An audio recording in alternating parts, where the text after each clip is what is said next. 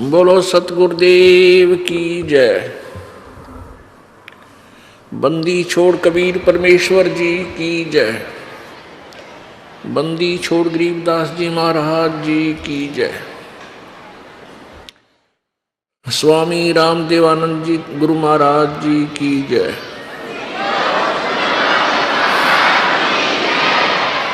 सर्व संतों की जय, सर्व भक्तों की जय, धर्मी पुरुषों की जय, श्री काशी धाम की जय,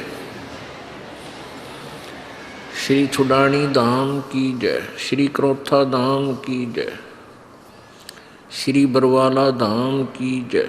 सत साहिब गरीब नमो नमो सतपुरुष को नमस्कार गुरु की नहीं।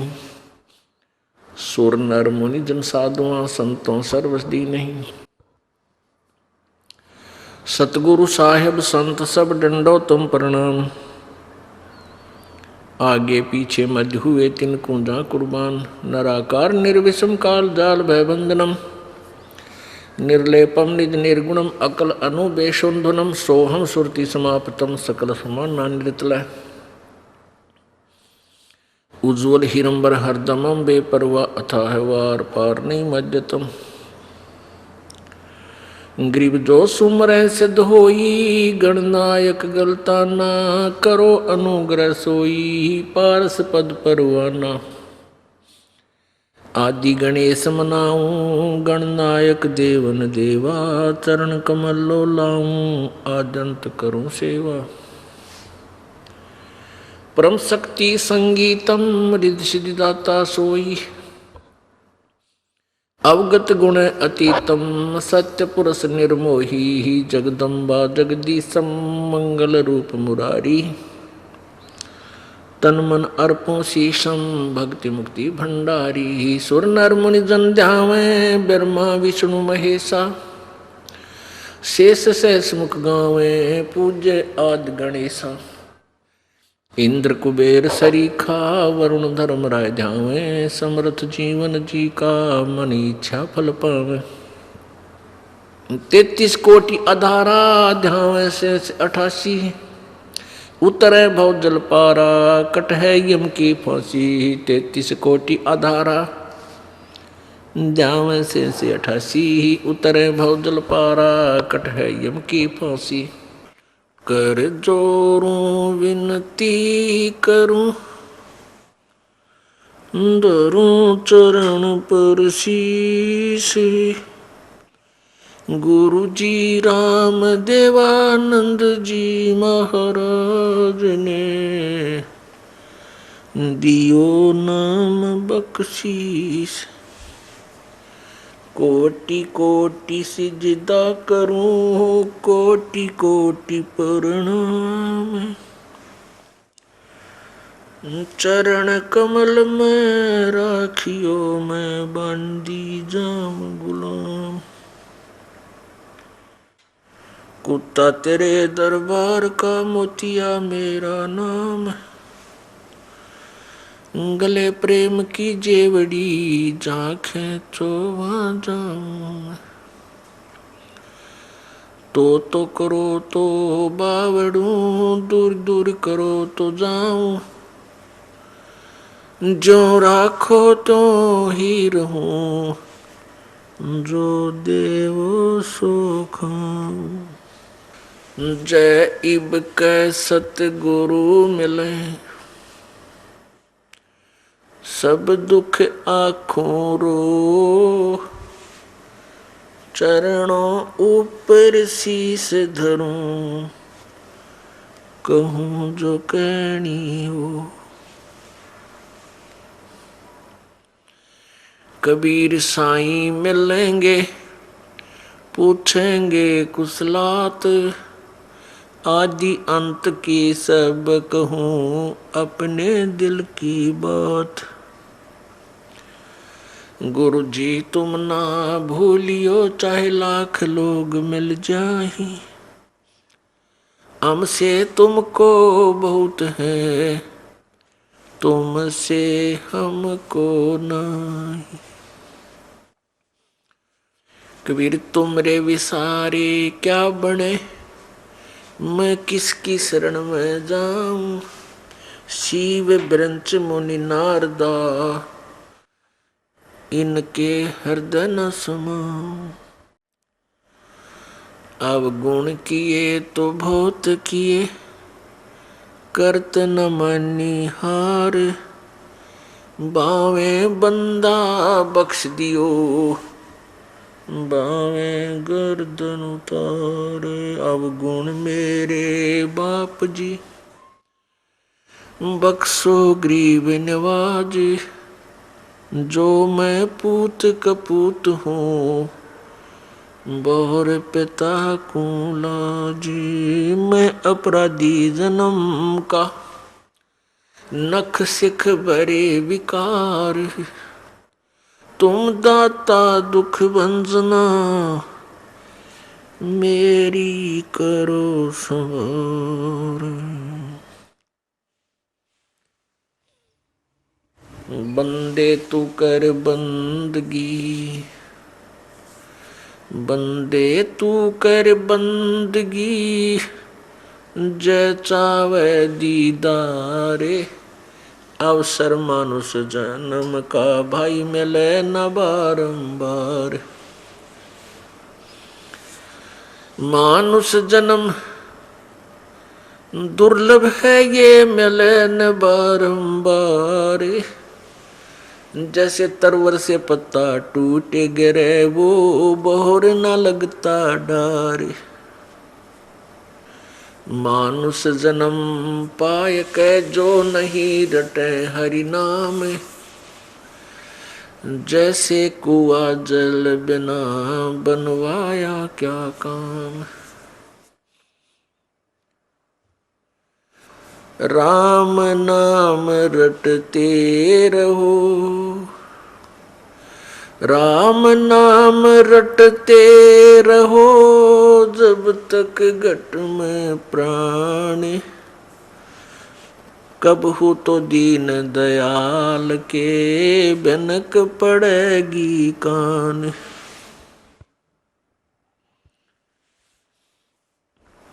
कबीर लूट सको तो लूटियो, राम नाम की लूट। पीछे फिर पछताओगे, प्राण जाएंगे छूट। नहीं भरोसा देह का, ये विंस जावे छन माही। श्वास उश्वास में नाम जपो, और यतन कछु नाही। कबीर श्वास उश्वास में नाम जपो, व्यर्था श्वास मत खो। न जाने इस श्वास को, आवण हो के न हो।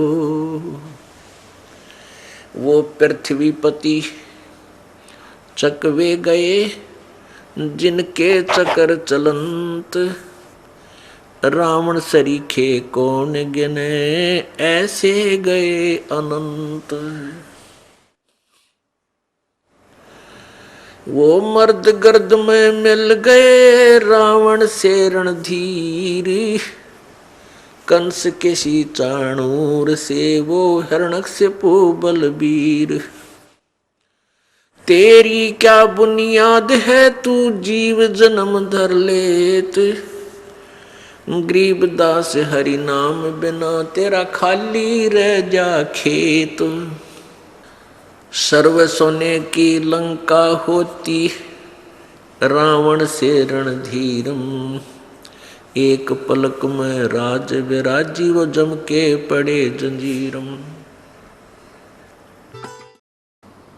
परम पिता परमात्मा, सर्व सृष्टि रचनहार कुल मालिक, कबीर देव, कबीर साहब, अल्लाहु अकबर, ये वही परमात्मा है जिसने सर्व ब्रह्मांडों की रचना की है। उस परमेश्वर का नाम कबीर है, जो उसी नाम से युक्त वो परमात्मा कलयुग में प्रकट होते हैं। वो परमात्मा काशी शहर भारतवर्ष की पवित्र धरातल पर, धरती पर सन 1398 संवत 1455 को ज्येष्ठ सुदी पूर्णमासी के दिन सतलोक से चलकर आए, एक शिशु रूप धारण किया और काशी में बने एक लहर तारा नामक तालाब में विकसित कमल के फूल पर वो पूर्ण परमात्मा विराजमान हुए, एक बालक रूप धारण करके। उस परमेश्वर को एक नीरू नीमा नाम के जुलाहा पति पत्नी उस कमल के फूल से उठा ले गए। वो निसंतान थे। परमेश्वर ने एक मनुष्य की लीला की, एक जीवन, एक साधारण मनुष्य की तरह जीवन जी करके एक एग्जाम्पल कोड किया, हमारे लिए उदाहरण बनाया कि परमात्मा पाने के लिए न जाति विशेष की आवश्यकता है और न ही घने सेठ की आवश्यकता है, न ही जंगल में जाके, वन में जाकर के या गुफाओं में घुस के या नंगा रह के या दाढ़ी मूछ मुंडा के कोई साधना करने की आवश्यकता है। परमात्मा कैसे प्राप्त होता है, वो पूरा जो है परमात्मा ने पूर्ण रूप से सब क्रियाएं हमें प्रैक्टिकल करके दिखाया। परमात्मा ने हमें बताया कि परमेश्वर पाने के लिए, अपने आप को प्राप्त कराने के लिए, अपना आत्मा को प्राप्त कराना और परमात्मा के दर्शन, परमात्मा से लाभ लेना और दर्शन में बहुत अंतर होता है।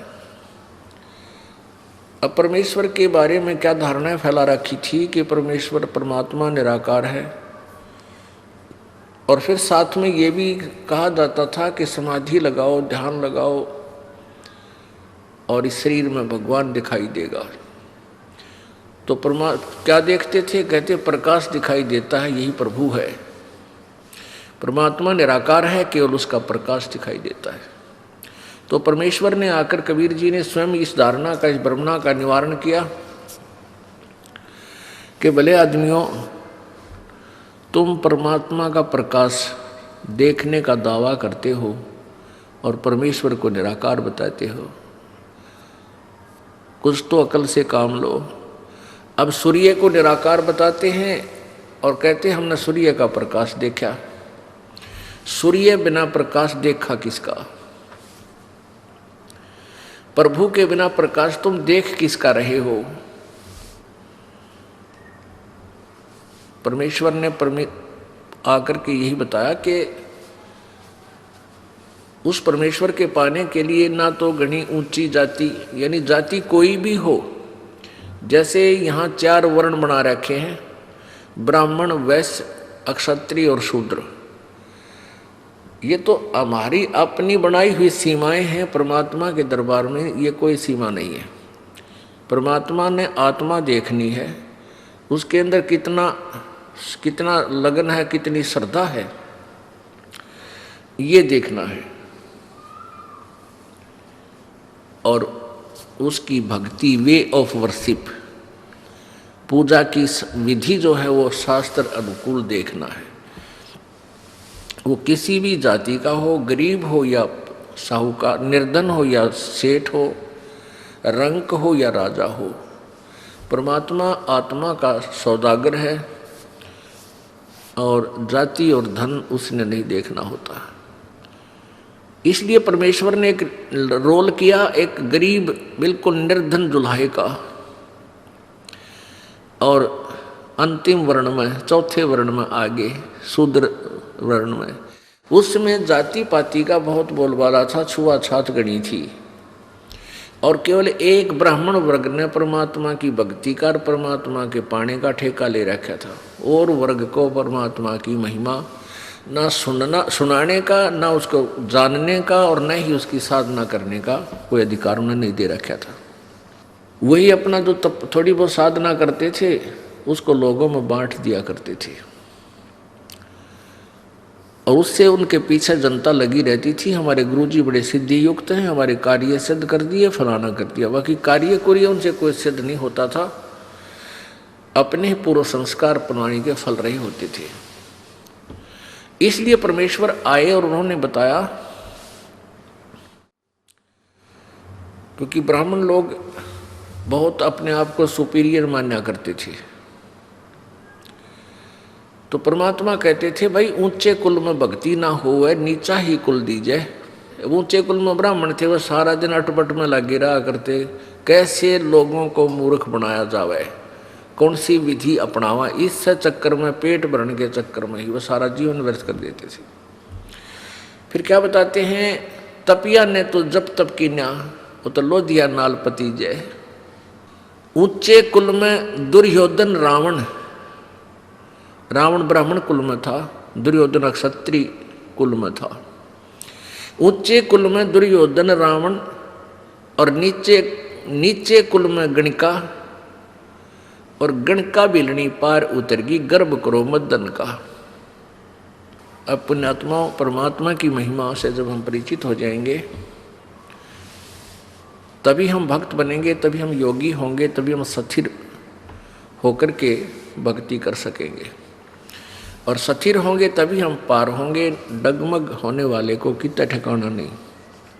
परमेश्वर कबीर जी ने अपना एक जीवन ऐसे ही व्यतीत किया जैसा कि आपने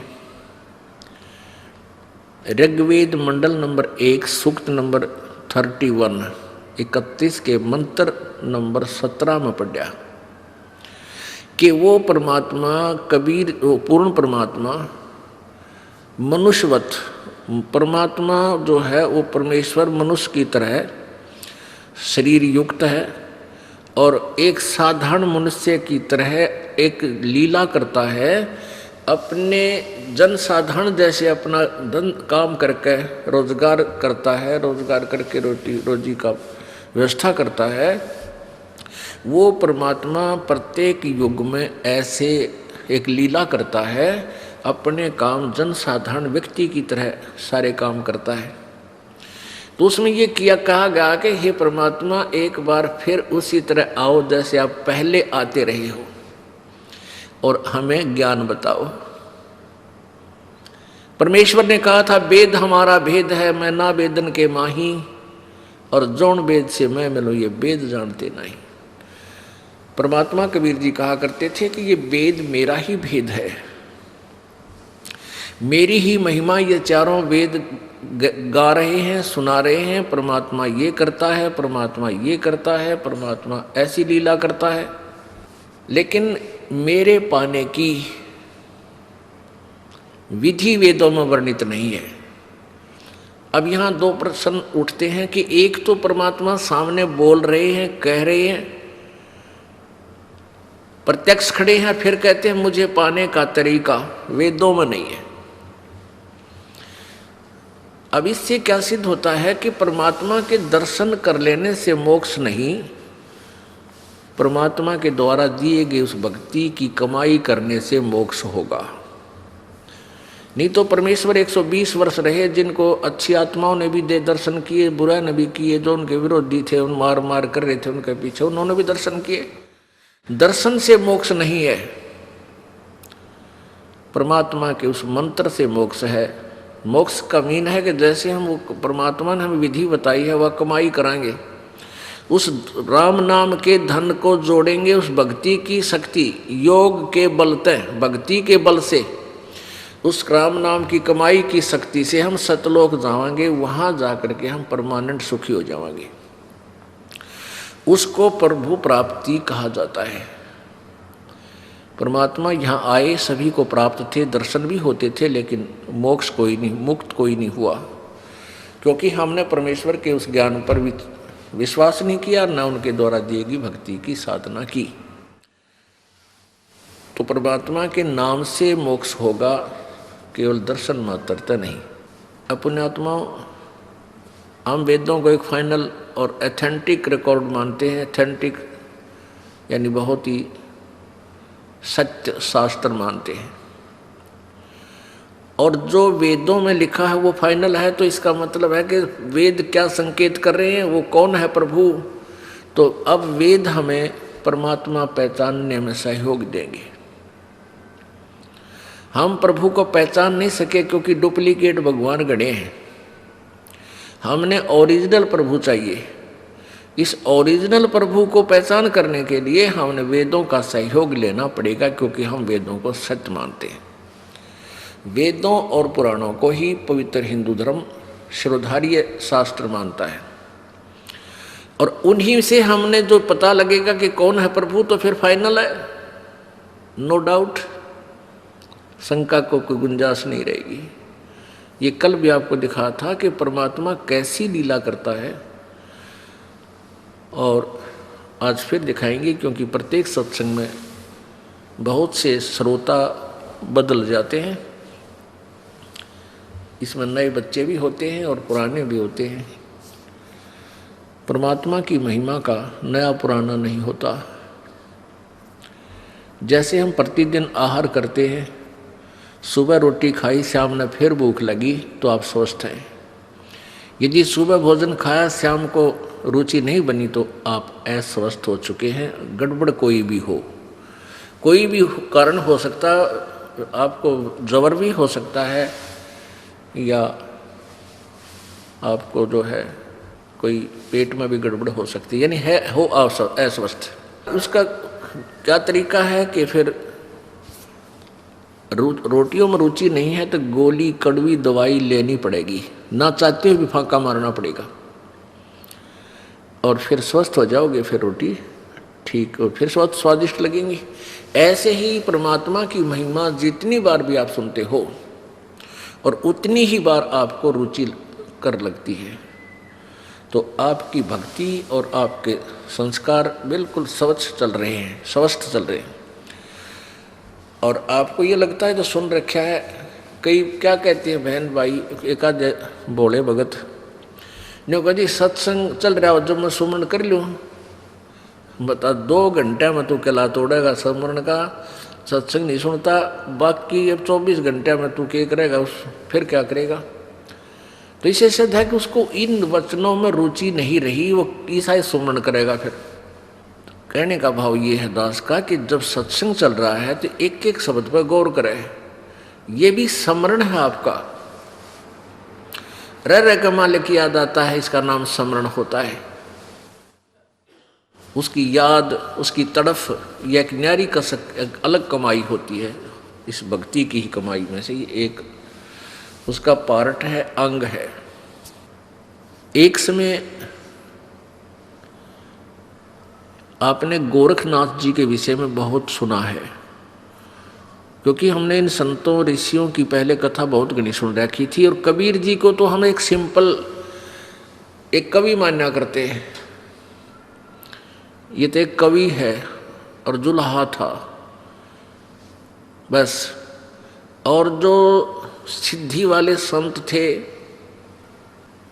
वो उनको हम संत ऋषि महाराज महात्मा मान्या करते थे। गोरखनाथ जी में इतनी सिद्धि थी, एक समय गोरखनाथ जी के गुरु मच्छंदर नाथ जी, ये नाथ संत नाथ जो परंपरा वाले होते हैं, ये कनपाड़े नाथ, उगड़नाथ, बिना कनपाड़े, ये सारे शिवजी के पुजारी होते हैं। और शिवजी भगवान के पास 8 सिद्धियां हैं। इन 8 सिद्धियों में से किसी को 1 खिलौना दे देता है, किसी को 2 दे देता है, किसी को 3 दे देता है। 1, 2, 3 बस, कोई ज़्यादा से ज़्यादा किसी को 4 पूरी नहीं देगा, क्योंकि फिर तो उससे सुप्रीम हो उसी के बराबर हो जाते हैं। 1, 2 खिलौना दे देता है, जिस कारण से वो हल्दी की गांठ प्राप्त करके पंसारी बन जाते हैं। और परमात्मा कबीर जी कहते हैं, शब्द महल में सिद्ध 24, हंस बिछोड़े बिस्वे बीसा। गरीबदास जी बता रहे हैं अपने कबीर परमेश्वर की महिमा कि हमारे कबीर भगवान ने जो हमें मंत्र दिया है उसमें 24 सिद्धियां आ जाती हैं आपको। आप ऐसा सिमरन कर रहे हो, इस मंत्र से आपको जब ये तीनों मंत्र मिल जाएंगे और सच्ची लगन से आप जाप करते रहोगे, आपके अंदर 24 सिद्धियां आ जाएंगी। लेकिन इनको कभी भूल कर भी प्रयोग नहीं करना, नहीं तो आपका काम बिगड़ जाएगा। क्योंकि फिर आपकी प्रभुता बन जाएगी, लोग आपके पीछे पीछे घूमने लग जाएंगे, आप झाड़े लाने लग जाओगे, किसी को आशीर्वाद किसी को बद्दुआ, और अपने सारी कमाई को यही नाश करके चले जाओगे। ऐसा ही ये ऋषि और सिद्ध लोग करते रहे। पहले तो डरे डोयाते बैटरी चार्ज कर लेते, जंगलों में बैठ कर वन में जाकर 10-10, 15, 12-12 वर्ष, और फिर आकर के नगरों में किसी का आशीर्वाद किसी को बद्दुआ, दोनों का, किसी का नाश किसी को लाभ, ऐसे करके आप भी जैसे थे। गोरखनाथ जी के गुरुदेव मच्छंदर नाथ जी वो कंवारे थे, ब्रह्मचारी थे। अर्धेक काल की जाल ए भगवान। जब वो हो लिया 60-70 साल का, तो उसके मन में आया कि मैंने गृहस्थ आश्रम का आनंद तो लिया ही नहीं, ये जीवन मनुष्य का था मेरा बर्बाद हो गया। ये सोचकर सिंगल द्वीप के अंदर एक राजा था, उसका शरीर शांत हो गया और मच्छंदर नाथ जी ने एक गुफा के अंदर अपना शरीर छोड़ दिया और वहां से वो प्राणी निकल के राजा के शरीर में प्रवेश कर गया। मच्छंदर नाथ जी उस राजा के ताजा मृत शरीर में प्रवेश कर गया। राजा कुछ देर के बाद जीवित हो गया। हाहाकार मच गई थी, रानी भी रो रही थी, मंत्री भी रो रहे थे। तो जब वो जीवित हुआ तो राजा वाले लक्षण नहीं थे उसमें, उसको किसी राजकाज का प्राप्त ज्ञान नहीं था। अब कुछ वहाँ राजाओं के पास ऐसे विद्वान पुरुष रहते थे, ये ब्राह्मण लोग। उस ब्राह्मण ने जब देखा, बताया उन व्यक्ति संत ने, ऋषि ने, कि इसमें कोई योगी आत्मा प्रवेश कर गई है, राजा नहीं है। रानी को बता दिया।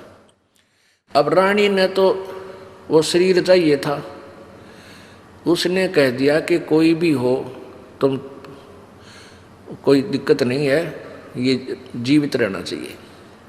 फिर उस ऋषि ने बताया कि इस योगी ने जो राजा के शरीर में प्रवेश है, इसने कहीं आस पास अपना शरीर छोड़ रखा है और ये कुछ दिन के बाद इस शरीर से निकलकर उस शरीर में वापस जा सकता है। रानी ने आदेश दे दिया आसपास अपने सैनिकों को कि किसी भी गुफा या कहीं पर भी कोई शरीर मिल जाए उसको फूंक दो, जला दो। ऐसे खोजते खोजते उस गुफा में सैनिक पहुंच गए जहां पर इस मच्छंदर नाथ का शरीर था। सैनिकों ने उसको सवा कर दिया, जला दिया। अब कुछ दिन के बाद उस मच्छंदर नाथ से रानी को 2 पुत्र प्राप्त हुए। एक दिन किसी दूसरे नाथ के शिष्य ने गोरखनाथ को व्यंग कस दिया कि यदि तू ऐसा चेला है सिद्धि वाला तो तेरे गुरुजी ने निकालना ना, वो राजा के शरीर में कैद हो गया और वो धक्के खान लाग रहा है। उसने अपना योग नाश कर लिया, भक्ति को बक्का बैठा बैठा लिया। तुम कहे कि शिष्य है, किसा तेरा गुरु है। तो गोरखनाथ जी को पता चला कि वहां पहुंचे हुए हैं तेरे गुरुजी, जो राजा के शरीर में प्रवेश कर चुके हैं। तो राजा के लड़के का जन्मदिन था, मतलब उस जो मच्छंदर नाथ से उत्पन्न लड़के का जन्मदिन था। और दूसरे शहर से, दूसरे नगर से एक गाने बजाने की पार्टी आ रही थी। उस दिन साज खूब अच्छा नाचना गाना कर रखा था और वो सुप्रसिद्ध पार्टी थी गाने बजाने वाली। उसको विशेष रूप से राजा ने बुलवाया था। रानी ने क्या कर रखा था कि शहर में कोई भी योगी नहीं आ जा।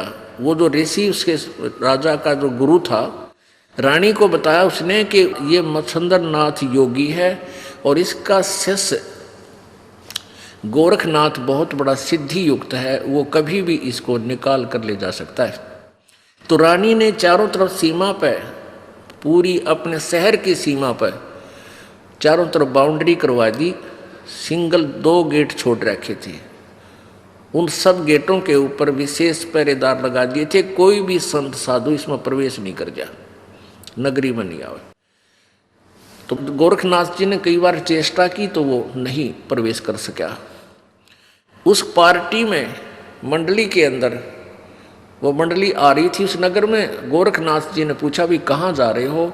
उन्होंने बताया कि राजा का ऐसे ऐसे लड़के का जन्मदिन है और हम आमंत्रित हैं, हम वहाँ ढोलक ढालक बजाने जावे, गाने गुने गावेंगे। अब गोरखनाथ ने सोचा भाई अब ये तरीका बनेगा वहाँ प्रवेश करने का। अब गोरखनाथ जी ने अपनी सिद्धि से उनके एक ढोलक बजाने वाला होता है, वो तबले से, वो तबले बजाया करे कट कट कट कट, उसके दस्त लगा दिए अपनी सिद्धि थे। और उसके इतने दस्त लगे कि 5-5 मिनट में वो फ्रेश होने जान लग गया। अब वो बिल्कुल शहर के पास आई हुए थे मंडली। उनके मुखिया ने सोचा भाई आज बात बिगड़ेगी और कोई नया यदि हम रखेंगे तो ताल में ताल नहीं मिलेगी और राजा का काम से मनमाने सजा दे दे। यह तो बहुत बात बिगड़ी एन टाइम पे। तो गोरखनाथ बोला भाई क्यों चिंतित हो तुम मंडली वाले हो? वो मुखिया बोला उनका कि महाराज जी बात यूँ है कि हमारा ये ढोलकी है का जो है ना तबले बजानी है का दोस्त लाग गए। तो गोरखनाथ जी बोला भाई तबला तो मैं भी बहुत बढ़िया बजा दूँ, अग बजा के दिखा। ये उसने ला दी ताल, उनको फिट बैठ की बिल्कुल सही मिल गया, भला हो भगवान तेरा। तो उसको लेकर वो आगे। अब वहाँ जब वो गाना गाने लगे, मच्छंद्रनाथ बैठा उस राजा के शरीर में, रानी बैठी आसन पे, दोनों बच्चे गोदी में। अब वो ढोलकी बजावा है, जाग मच्छंद्र जाग, गोरख आ गया जाग मच्छंद्र जाग। ये वो अंदर तो थी उसमें वो आत्मा तो वही थी, वो फड़क्या। तो उनकी नजर में नजर मिली। अब मच्छंदर ने कहा, यानी राजा ने कहा कि ये ढोलकी वाला बहुत अच्छा आदमी है, इसको यहीं रख लो। वो वहीं रख लिया। तो मच्छंदर ने उन दोनों बच्चों की सेवा की ड्यूटी ला दी कि तुम बालका की सेवा करा कर, बच्चे खिलाया कर। गोरखनाथ अपने शिष्य थे। अब गोरखनाथ जी उन बच्चों को खिलाता है दोनों को, और रह कर उनको समझाता अपने गुरुजी को, गुरुजी चलो यहाँ से, आप कहाँ फंस कर बैठ गए, अपनी भक्ति करेंगे, निकलो यहाँ से। नो गोरखनाथ बकवाद मत करे तू, मेरी ड्यूटी जो मैंने आदेश दे दिया तू बच्चे खिलाता रहा, बस जी आ रहा है। अब उसने सोची गोरखनाथ ने, बाबा गुरुजी तो मेरा भाई गया काम तय तो उन बच्चा के सिद्धि तन दस्त ला दिए गोरखनाथ ने। एक ने टट्टी हुआ के लावे इतने दूसरा चार पावे, दूसरे ने फरज करके लावे इतने दूसरा हो जा। गोरखनाथ बोला रहा तू इन्हें ढंग से झटका लिया। वो दोनों ने पकड़ लिया गोरखनाथ, और चोटी पकड़ के सिद्धि थे नो झटका दी। वह खाल लटकाए लावे, वो अंदर का सामान बाहर उड़े पड़ा रह गया। वो दोनों की खाल सिद्धि से, एक सिद्धि ऐसी शक्ति होती है वो कुछ भी किसी प्रकार का ऑपरेशन कर सकती है। दोनों की वो खाल लटकाए लावे, चोटी जैसे सांप कांचली छोड़ दिया करे, और दोनों बच्चे बड़े बाहर पड़े, कवर रहित कवर नहीं था उन पर। अब मच्छंद्रनाथ बोला रत्न नाश कर दिया नकम में, मेरे बेटे मार दिए। तो बोला आपने तो कहा था झटका लिया, नहीं झटका लिया, देखो खाली कर लिया। तो बहुत लाल पीला होया। गोरखनाथ ने कहा कि भगवान आप किस काम आए थे यहाँ पर? मैंने तो तेरी 2 ही बूंद नाश करी है, तेने रोज कितना नाश कर लिया अपना पता है? एकदम योगी था, कुछ पिछले संस्कार अच्छे थे। तुरंत ने बोला भाई क्या करूँ, अक निकल इसमें, मेरे अपने निकला जाता, मैं तो फ्यूज हो लिया, मेरी सिद्धि शादी कुछ ना रह रही। तब गोरखनाथ जी ने अपनी सिद्धि से वो शरीर शांत कर दिया। अब शरीर शांत कर दिया। शरीर शांत करने से पहले बोला मेरा ये दौड़ा ठा लिए तुम। उस थैले में उसने सोने की ईंट डाल रखी थी। मच्छंदर नाथ ने चलती आन ले चलूँगा, आगे भंडारा में काम आऊँगी। सोने की ईंट अच्छी इतनी मोटी मोटी 3-4 ले रहा था सोना, यानी किलो पक्का। गोरखनाथ ने जब तक ठा लिया, आगे जाके देखा कि मैं, उसने बताया था कि उस गुफा में मेरा शरीर है, उसमें प्रवेश करूंगा। वो शरीर पाया नहीं। तो गोरखनाथ जी ने क्या किया कि वह अस्थि पड़ी थी, उसकी अस्थि मच्छंदर नाथ की, जो फूके हुए शरीर से, भस्म किए हुए शरीर की बची हुई अस्थि, यानी वो हड्डियाँ पड़ी थी, वो हड्डी इकट्ठी की, अपनी सिद्धि से मच्छंदर नाथ का शरीर उसी एज का बना दिया और वो जीवात्मा प्राण उसके प्रवेश कर दिए मच्छंदर नाथ के। अब मच्छंदर नाथ जी चल पड़े और वो झोला ठा लिया जो गोरखनाथ ले रहा था, काख में दे रहा उसने, अगर इसमें सोने की ईंट है। अब पता तो गोरखनाथ जी को भी था। मच्छंदर नाथ बोला भी पानी पीऊंगा, इस कुएं में बच्चा जल निकाल। अब गोरखनाथ जी जल निकाल दिया, गुरुजी जब जल पीने लगे और वो ईंट उस कुआं में गिर दी जो गुरुजी चिपक रहा था सोने की ईंटों के। छोटी छोटी ईंट बना लिया करते ऐसे, वो उसमें जल में कुएं में डाल दी। वो मच्छंदर नाथ एक लाठी ठावर एक दरे और 20 गाली सुना दी उसने गोरखनाथ ने, तू नाश है, नकम्मा है, तने नाश कर दिया है, इतना कीमती सोना था तने जल में गिर दिया, तेरी तो बुद्धि भ्रष्ट हो रही है। तब गोरखनाथ जी बोले, गुरुदेव हम परमात्मा पाने के लिए निकले थे, ये फिर राजंश को खाकर आपके अंदर ये संग्रह संचन की बीमारी फेर होगी। तो जब वो बिल्कुल शांत ना हुआ ना मच्छंदर, गोरखनाथ, वहाँ एक छोटी सी पहाड़ी थी, अपनी सिद्धि शक्ति से उस पत्थर को, पूरी पहाड़ी को सोना बना दिया। अगले गुरुजी एक ईंट पर मरण न हो रहे, उठा लो, कितना उठाओगे इसमें। तब गोरखनाथ मच्छंदर नाथ शांत हो गया। रे तरह के जो भैया कित डले डो रहा हूँ, कहीं माटी का करोगे क्या तुम। यानी अब जो ये दास आपको एग्जाम्पल देने जा रहा है, इसका रिजल्ट देखना क्या होगा।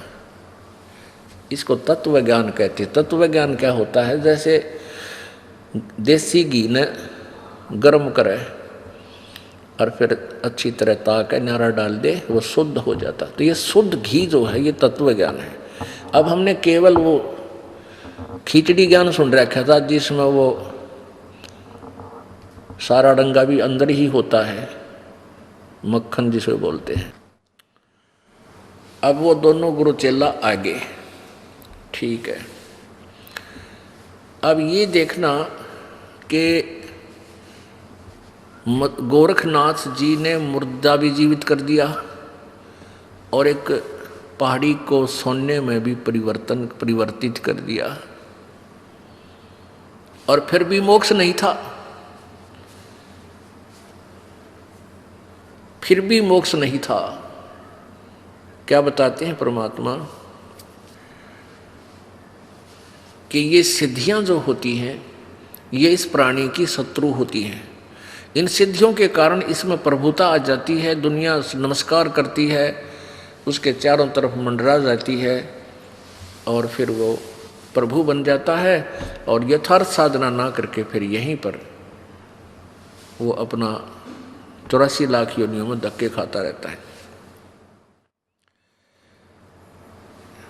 अब परमात्मा क्या बताते हैं, एक अगस्त ऋषि थे, उन्होंने सारे जीवन में सिद्धि साधना की। ये जो परमात्मा कबीर जी के मार्ग के अतिरिक्त जितने भी साधना है, सब सिद्धियां ही अधिक होती हैं और कुछ समय इनको स्वर्ग प्राप्ति होती है। अगस्त ऋषि ने इतनी साधना कर ली कि उसने एक ही घूंट में 7 समुद्रों के जल को सोख लिया था। अब बताओ भाई, पूरे जितने समुद्र है अपनी पृथ्वी के चारों तरफ, इसको एक घूंट ऐसे चलो उठाया, मतलब एक घूंट ऐसे लगाई मुंह के और पूरे को सोख लिया और ये खाली हो गया। फिर ऋषियों ने देवताओं ने हाथ पैर जोड़े हैं, फिर इसने वापस इसको इसमें कुरला कर दिया इस खड्डे में, यो फिर समुद्र लहरा गया ऐसे ही। अब पुण्यात्मा फिर भी मोक्ष नहीं हुआ, अगस्त ऋषि का भी मोक्ष नहीं हुआ। दुर्वासा जी बहुत सिद्धि युक्त थे, वो भी मोक्ष से खाली रहे। अपने एक वचन से उसने यादों का पूरा कुलनाश कर दिया था दुर्वासा जी ने।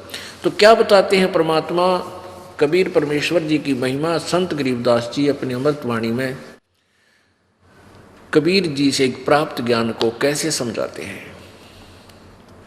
शब्द महल में सिद्ध चौरी 24 हंस बिछोड़े बिस्वे बीसा।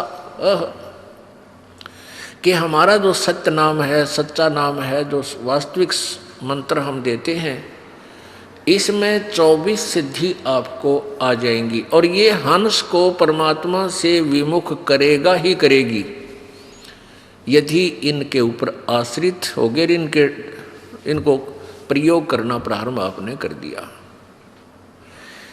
एक बहन बता रही थी कि मैंने अपना कोई रिलेटिव था, उसका तकलीफ थी,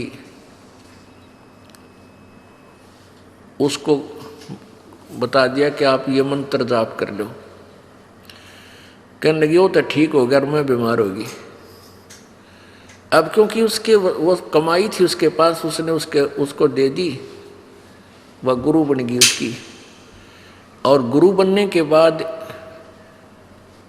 यानी तो उसकी कमाई उसमें दूसरे में जाना स्वाभाविक शुरू हो जाती है। जैसे एक टायर से दूसरे टायर में हवा भर दी जा तो वो पहले वाले टायर की कम हो जाती है, उसमें चली जाती है।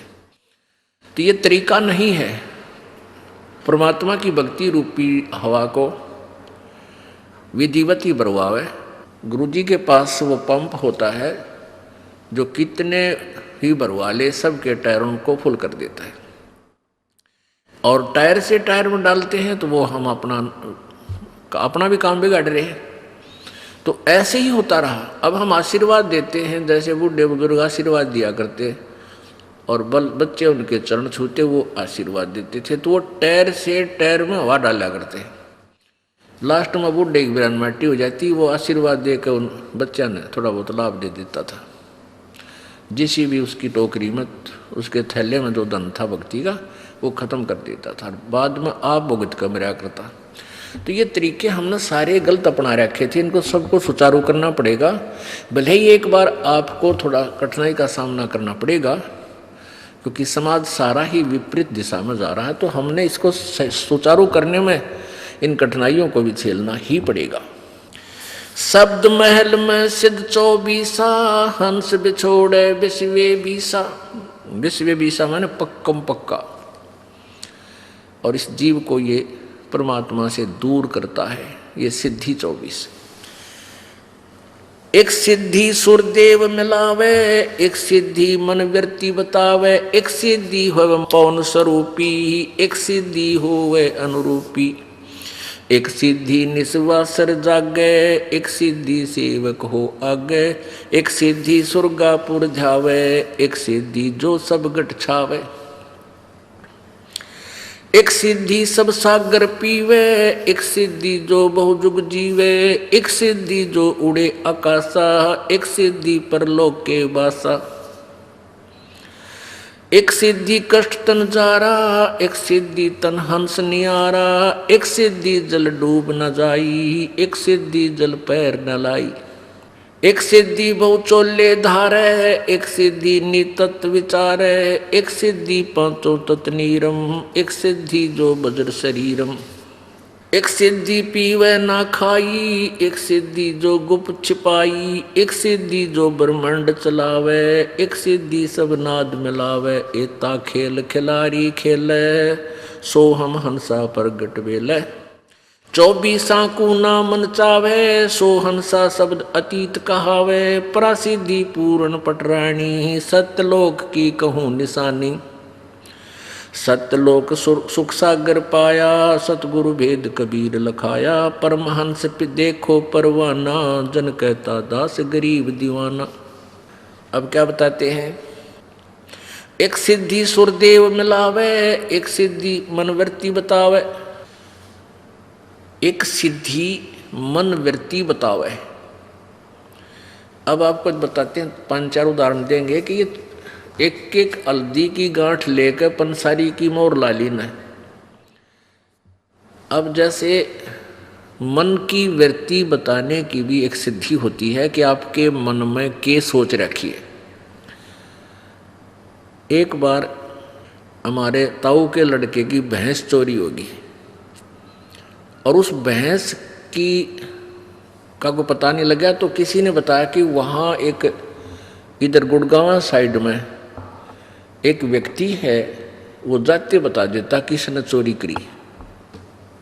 तो मेरे पिताजी भी और 2-4 और व्यक्ति वो वहाँ पहुँच गए और उसने क्या कहा, भी तुमने जिस पर शक हो 5-10 पर्ची बना लो और उसमें जिसका शक हो वह भी लिख दो। तो प्रत्येक ने उसी कॉलोनी में जहाँ से चोरी हुई थी एक व्यक्ति पर शक था। सब ने सोच रहे थे भाई यूँ आदमी कर सके इस काम में। तो जितने भी वहाँ व्यक्ति गए थे सबके मन में एक ही राय होगी, उसने उस आदमी का नाम लिख दिया और औरा का नाम लिख दिया, कुछ अपना लिख दिया और वो सारी पर्ची उसके पास डाल दी। उसने उसी समय वही पर्ची उठाकर उनको दे दी, ये है तुम्हारा चोर। वो वापस आ गए, उन्होंने पुलिस को दे दिया कि हमारा यूँ चोर है। पुलिस ने उस आदमी से पूछा था कि आखिर में पुलिस कहने लगी भाई यूँ चोर नहीं है। फिर किसी ने बताया भी उस दूसरे स्थान पर एक और आदमी है, वो पक्की जाते बता दे।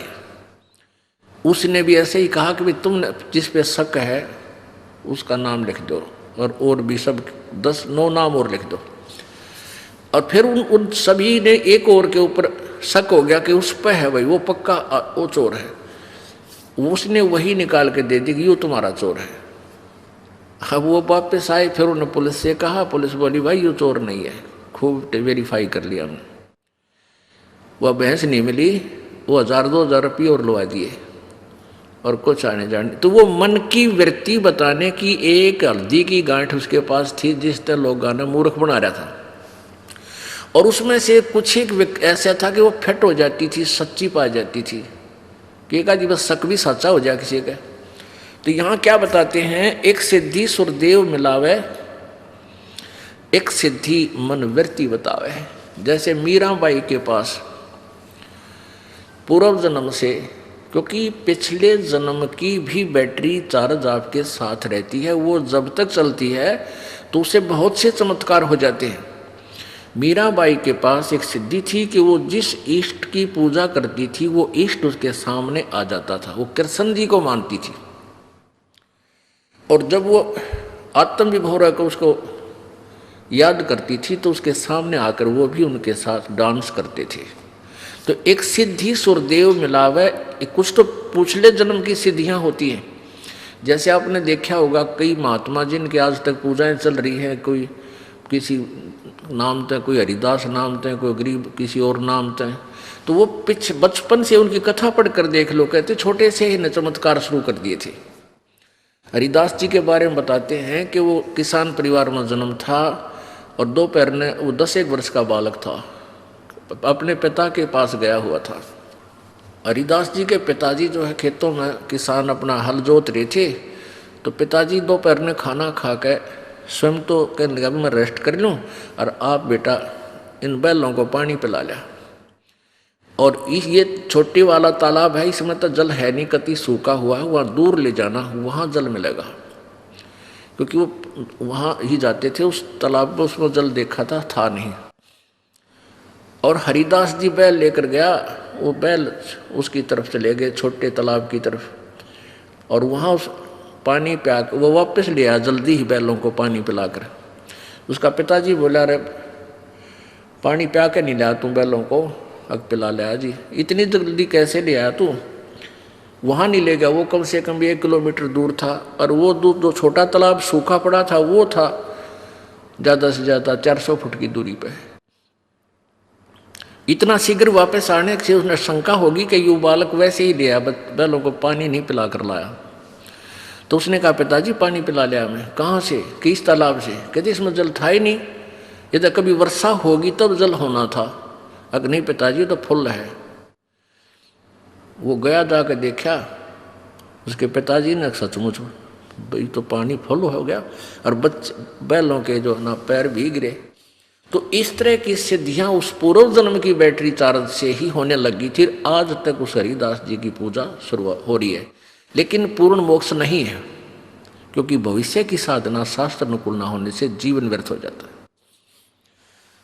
तो यहाँ क्या बताते हैं, तो ऐसे ही मीराबाई के अंदर थी वो सिद्धि, और पिछले पुण्य भी साथ होते हैं, तभी परमात्मा भक्ति की तरफ इतना तड़फता है, प्रेरित होता है। एक सिद्धि सुरदेव मिलावे, एक सिद्धि मन वृत्ति बतावे, एक सिद्धि हो पवन स्वरूपी, एक सिद्धि हो वह अनुरूपी, एक सिद्धि निस्वासर जागे, एक सिद्धि सेवक हो आगे।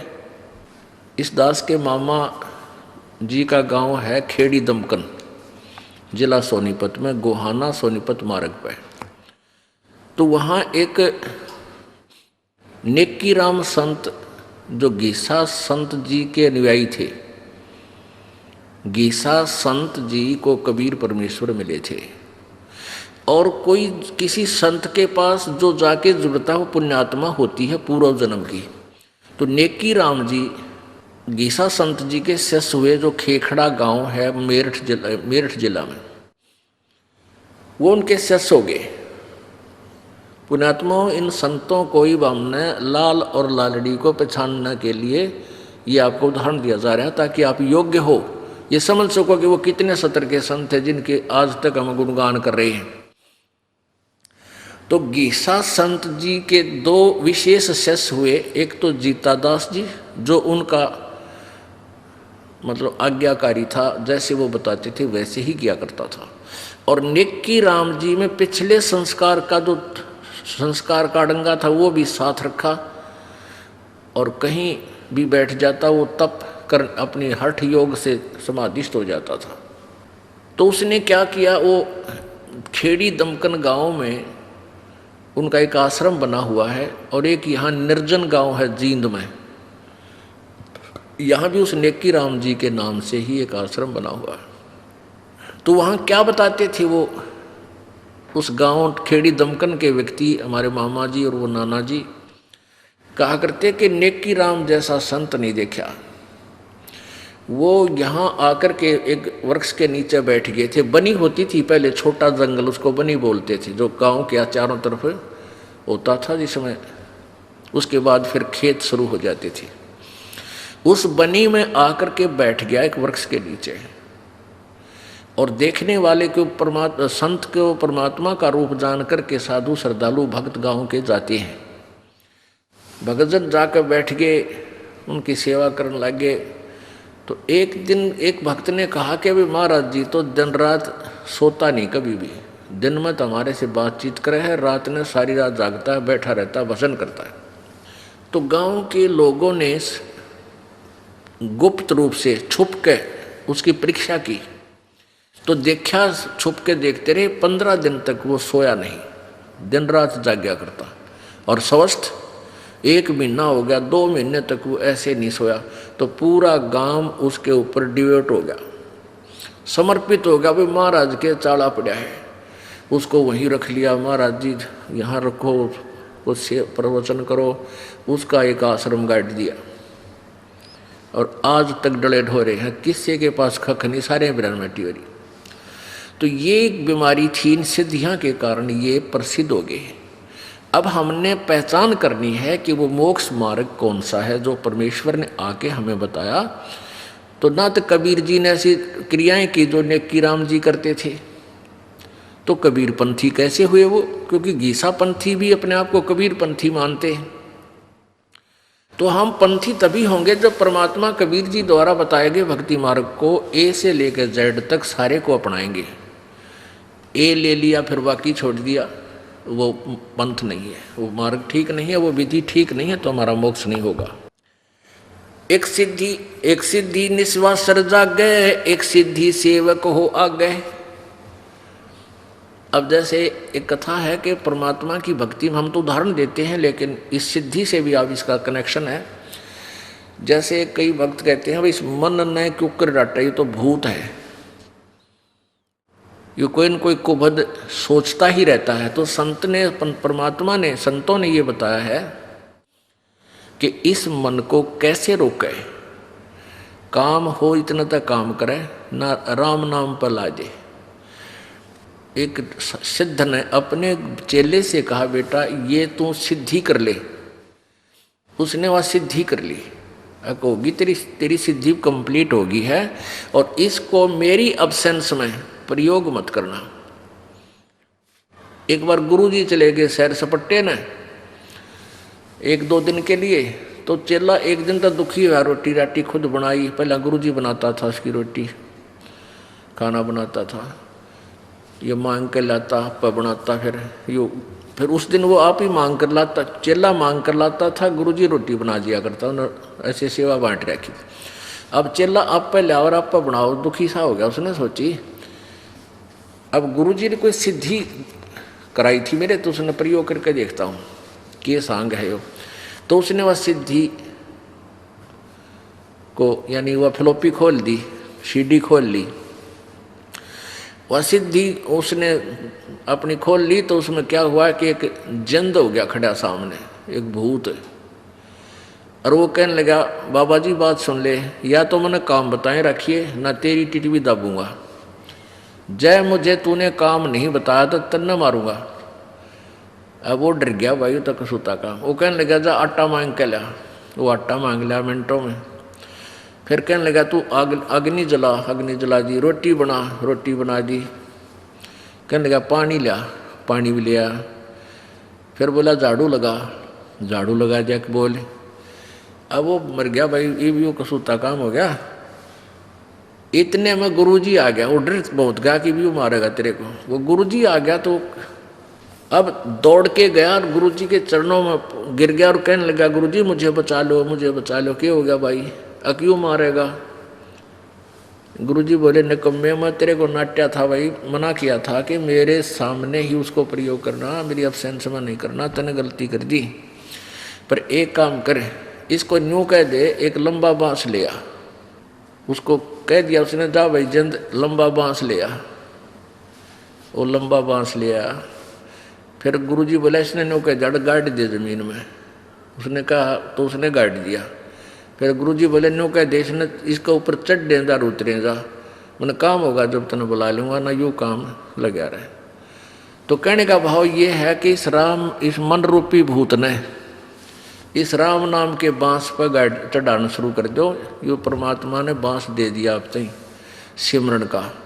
जब ये भूत काम से फुर्सत हो, काम करे, इतने काम करे, और फिर इस भूत ने इस राम नाम के बांस पर चढ़ाए रखे, इन्हें नीचे नहीं उतरने देना। यो फिर कोई और को भी सोचेगा, ना जाने किरा की रागनी कंपटीशन में जा बिठावेगा। तो एक सिद्धि सेवक हो आगे। अब वो सिद्धि जो उसने की थी उसका दास बन गया, जो आज्ञा दे वो काम वो करने लग गया। तो ये भी मोक्ष नहीं है। ये तो एक नौकर अपनी कमाई तो एक नौकर रख लिया, दैट्स ऑल। एक सिद्धि सुरगापुर जावे, एक सिद्धि सब गठ छावे, एक सिद्धि सब सागर पीवे, एक सिद्धि जो बहु जुग जीवे। एक सिद्धि सुरगापुर जावे, एक सिद्धि जो उड़े आकाशा, एक सिद्धि परलोक के वासा। आकाश में उड़ जाने की भी एक सिद्धि होती है। बस जो सुखदेव ऋषि के पास थी वो आकाश में उड़ जाता था, पूर्व जन्म की सिद्धि तय, और स्वर्ग में चला जाता था। उसको वहाँ स्थायी स्थान नहीं मिला। उसको भी आदेश दिया गया विष्णु जी के द्वारा कि वापस जाओ, गुरु बनाओ, और गुरु जी के द्वारा दिए गए भक्ति धन को इकट्ठा करके फिर यहाँ आओ बेटा, ऐसे कोई ना रहने दे तेरे को यहाँ पर। गर्भ योगेश्वर गुरु बिना वो करता हर की सेवे। पूजा भी करता था वो, लेकिन गुरु जी नहीं थे उसके, बिना गुरु के करता था। और पूर्व जन्म से उसमें सिद्धियां भी थी, तो वो अंडी पाक गया, वो पूरा फूल गया कि तेरे जैसा कोई ऋषि नहीं आकाश में उड़ जाता है और भक्ति तो कर ही रहा है, गुरु की आवश्यकता क्या है। तब विष्णु जी ने उसको समझाया, जाके नाम ले राजा जनक से। तो कहने का भाव ये है कि फिर उसने राजा जनक जी से उपदेश लिया, गुरु बनाया, फिर वो स्वर्ग में गया, बैकुंठ में गया। परमेश्वर कबीर जी कहते हैं, गर्भ योगेश्वर गुरु बिना वही लाग करता हर की सेवे, कह कबीर बैकुंठ से वो फेर दिया सुखदेव। बैकुंठ से स्वर्ग से वापस भेज दिया गया था।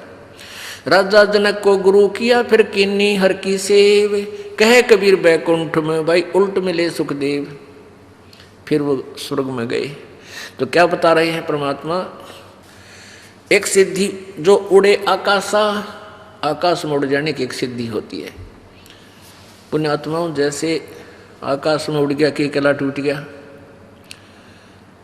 क्या हो गया उसे, क्या मोक्ष हो गया। हम उस समय जैसे ही कोई आदमी थोड़ा सा भी 2 फुट ऊपर हो जाए जमीन तो सारा दुनिया कटका मर जाए उसके पाछे, वो औरत तो भगता पड़ा है, तो ये तो भाई कति है भगवान पा लिया। नहीं, जैसे चींटी होती है ना, चींटियाँ कीड़ी, इनमें कुछ पाँखों वाली कीड़ी होती है और उनसे थोड़ी मजबूत भी होती है, बड़ी शरीर में भी तगड़ी होती है। और वर्षा के दिनों में वो अपने बिलों से बाहर निकल आती है और बाहर जहाँ कहीं लाइट चस रही होती है, पहले तो दीपक होया करते थे, उन दीपकों के ऊपर जाकर वो जलकर मर जाती थी। अब वो चींटियों में प्रधान पाक रही थी, सुप्रीम हो रही थी, क्योंकि वो उड़ जाया करती थी। तो वो आम चींटी उन देवता मान रही थी कि ये तो देवता हो गया, आकाश में उड़ जाते हैं। अब यहाँ आप देखते हैं, देखना चमास यानी वर्षा के दिनों में बहुत सी चींटियाँ निकल आती हैं बाहर, वो पंखों वाली, और इन ट्यूबों के चारों तरफ मंडराती रहती हैं और 2 घंटे में उनकी पंख टूट जाती है, वो पंख टूट जाती है, वो जमीन पर गिर जाती हैं और चींटी की चींटी रह जाती है, वो कीड़ा का कीड़ा रह गया फिर भी। तो ऐसे ही जो सिद्धि प्राप्त प्राणी है आकाश में उड़ जाता है या किसके अंदर कोई और सिद्धियां हैं, तो ये सब सिद्धि कुछ दिनों में ऐसे समाप्त हो जाएंगी और वो जीव का जीव रह जाएगा। एक सिद्धि जल डूब न जाई, एक सिद्धि जल पैर न लाई। एक यहाँ सुसाना गांव है, सुसाना, इस रोहतक के सोनीपत रोड के ऊपर सुसाना गांव है। वहाँ पर एक गीसापंथी था, पहले वो गीसापंथी था, उनका नाम कोई कुछ नारायण महाराज कह दे है, कोई कुछ कह दे, उसका नाम तो कुछ और ही था। तो उसमें के सिद्धि मान रखी थी लोगों ने कि वो जल में बढ़ जाता था, जोड़ में कीचड़ में, उसके पैर का पानी नहीं लग गया करता। अरे इससे कारण उसका महल मकान गाड़ दिया और पूरा आश्रम बना दिया और दुनिया उसने पूजन लाएगी। अरे आप फिर उसकी बिरान माटी होगा मेरा। लास्ट में उसके पैरा में भी जो ना सोजन आ गई थी और कीड़े चाल पड़े थे, ऐसा दुखी होकर उसकी मृत्यु हुई। कई महीनों तक शरीर घाट पर चारपाई पर पड़ा रहा। तो यहाँ कहते हैं एक सिद्धि जल डूब ना जाई, एक सिद्धि जल पैर न लाई। 2 एक ही गुरु के शिष्य थे, वो सिद्धि वाला ही गुरु था। तो सिद्धि वाले गुरु ने अपने शिष्यों को बता रखा था कि बेटा ऐसे साधना करो, ऐसे साधना करो, सिद्धि प्राप्त करो और तुम्हारी महिमा हो जाएगी संसार में। तो कुछ दिनों के बाद गुरु जी का देहांत हो गया। तो दोनों चेले उस कुटिया ने छोड़कर चल पड़े, एक इधर को चला गया, एक दूसरी साइड में। उनमें से एक को परमेश्वर कबीर जी का ज्ञान मिल गया, यानी कबीर जी का अनुयायी कोई संत था, उसका ज्ञान सुना। तो उस व्यक्ति ने अपना वो महात्मा, सिद्धि वाले महात्मा का मंत्र छोड़कर आत्म कल्याण वाला मार्ग अपना लिया। उस पता लगा कि सिद्धियां तो बच्चों के खिलौने हैं, काल की भूल भुलैया है। उसने वो साधना त्याग दी और गुरु बदल लिया। 12 वर्ष के बाद वो दोनों ही सिद्ध। अच्छा, उस दिन के बाद क्या हुआ कि वो जो जिसका वो शिष्य बना था कबीर पंथी संत का। पुण्यात्माओं, ये लीलाएं जो होती हैं, ये परमेश्वर कबीर जी ही आते हैं अपने ज्ञान और भक्ति को स्थायी यानी उसकी महिमा बनाए रखने के लिए। वो कुछ भी लीला कुछ दिन कर जाते हैं। अब वो गुरु जी जिसका वो कबीर पंथी शिष्य यानी कबीर जी अपने ही मार्ग को फिर दोबारा प्रशस्त करने के लिए स्वयं भी आ जाते हैं। जैसे कबीर जी 600 वर्ष पहले स्वयं आए थे, परमात्मा अपना ज्ञान देगे, भक्ति बतागे। अब इस कलयुग में, इस बिचली पीढ़ी में इसको प्रफुल्लित करना था, उन्होंने स्वयं ही आना था। खुद कहकर गए थे कि हम आएंगे 12वें पंथ में यानी गरीबदास वाले पंथ में, आगे चल के हम आएंगे।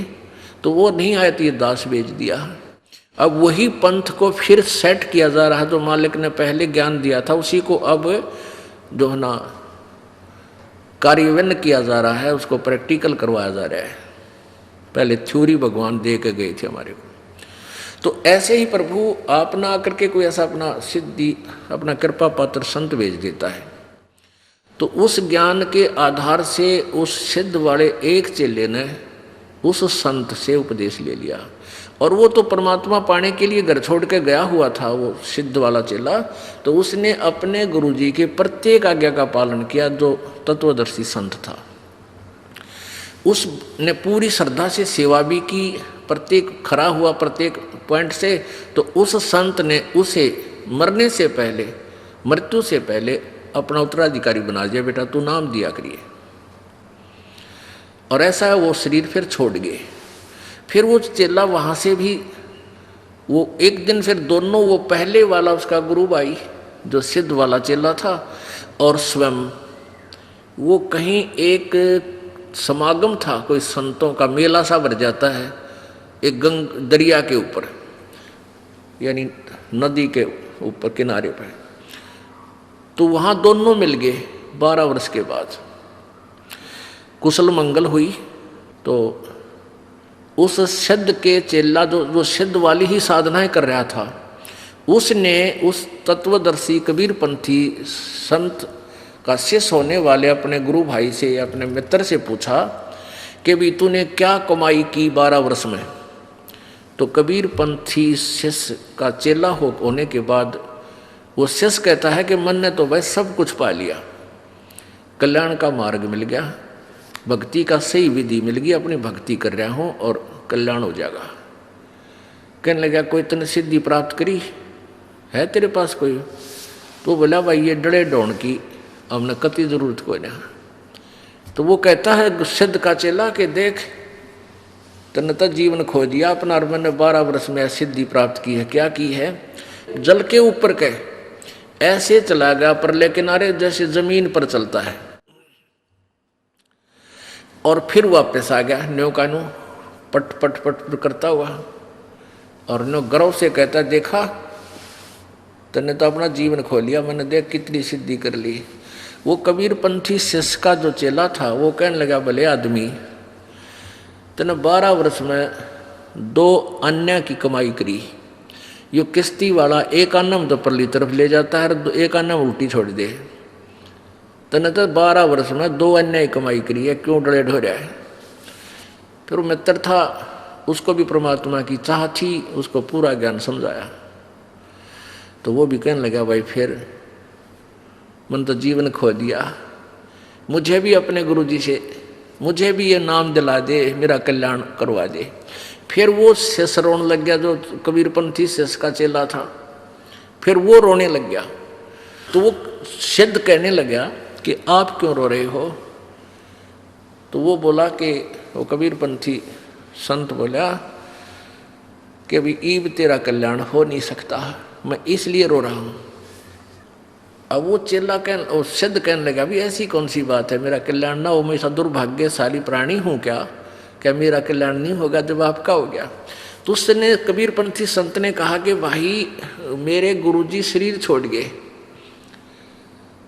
यदि मैं तुझे उनसे नाम दिलाता तो वो है नहीं। तो वो इतना ज्ञान तो होता ही है। तो वो सिद्ध कहने लगा भाई वो किसी को अपना उत्तराधिकारी बना के गए होंगे, मैं उससे ले लूँगा नाम, मुझे कल्याण कराना है। कहने लगे तू उससे नाम ले नहीं सकता जिसको वो उत्तराधिकारी बनाकर गए हैं, क्योंकि वो सिद्ध, जब वो एक गुरु के चेले थे दोनों, तो जो सिद्ध अभी भी सिद्धि ही कर रहा था वो सीनियर था, और वो कबीर पंथी शिष्य बना वो उसका जूनियर था उस पहले वाले गुरु के। यहाँ सीनियर जूनियर की बीमारी सारा है, तो इसलिए उसने नो सोचा कि यो सीनियर है मेरे तर मन ने मेरे पास यू नाम ले नहीं सकता, और ले लेगा तो यू कर नहीं सकता, क्योंकि इसके मन में यू काटा खटकेगा कि तो मेरे पास बाद का लगा हुआ है, इसलिए रो रहा था। तो वो सिद्ध कहने लगा कि भाई ऐसी बात नहीं है, मैं नाम लूंगा, मैंने तो अपना कल्याण करवाना है, मेरे समझ में आ गई तेरी बात सारी, कति कति डड़े डोल दिए, मैंने जीवन खो दिया, घर छोड़ा इसीलिए था कि भगवान पाऊं और मैं पर रूपा किया। तो उसने कहा कि इस दास को आदेश देकर गए हैं, वो शरीर छोड़ गए थे, और मेरे से नाम आप ले नहीं सकते क्योंकि आप मेरे तो सीनियर थे। उसी समय वो सिद्ध पुरुष जो सिद्धि करता था, सिद्ध बना रहा था, अपने ही जूनियर के पैर पकड़ दिए, चरण टेक दिए, नु बोले रही सा सस्ता सौदा, घर का गुरु है, इस तो बढ़िया वस्तु और कहाँ मिलेगी, मैं आपका बच्चा और आप मेरे परम पिता।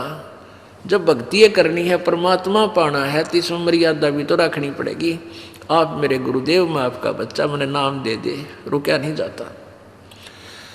तो पुण्यात्माओं, ऐसे हमने हर तरह से जो ना अपने आप को सेट करना पड़ेगा, हर प्रकार की बीमारी से निकलना पड़ेगा, मान से, बड़ाई से, ऊंच नीच से, इसे हटना पड़ेगा।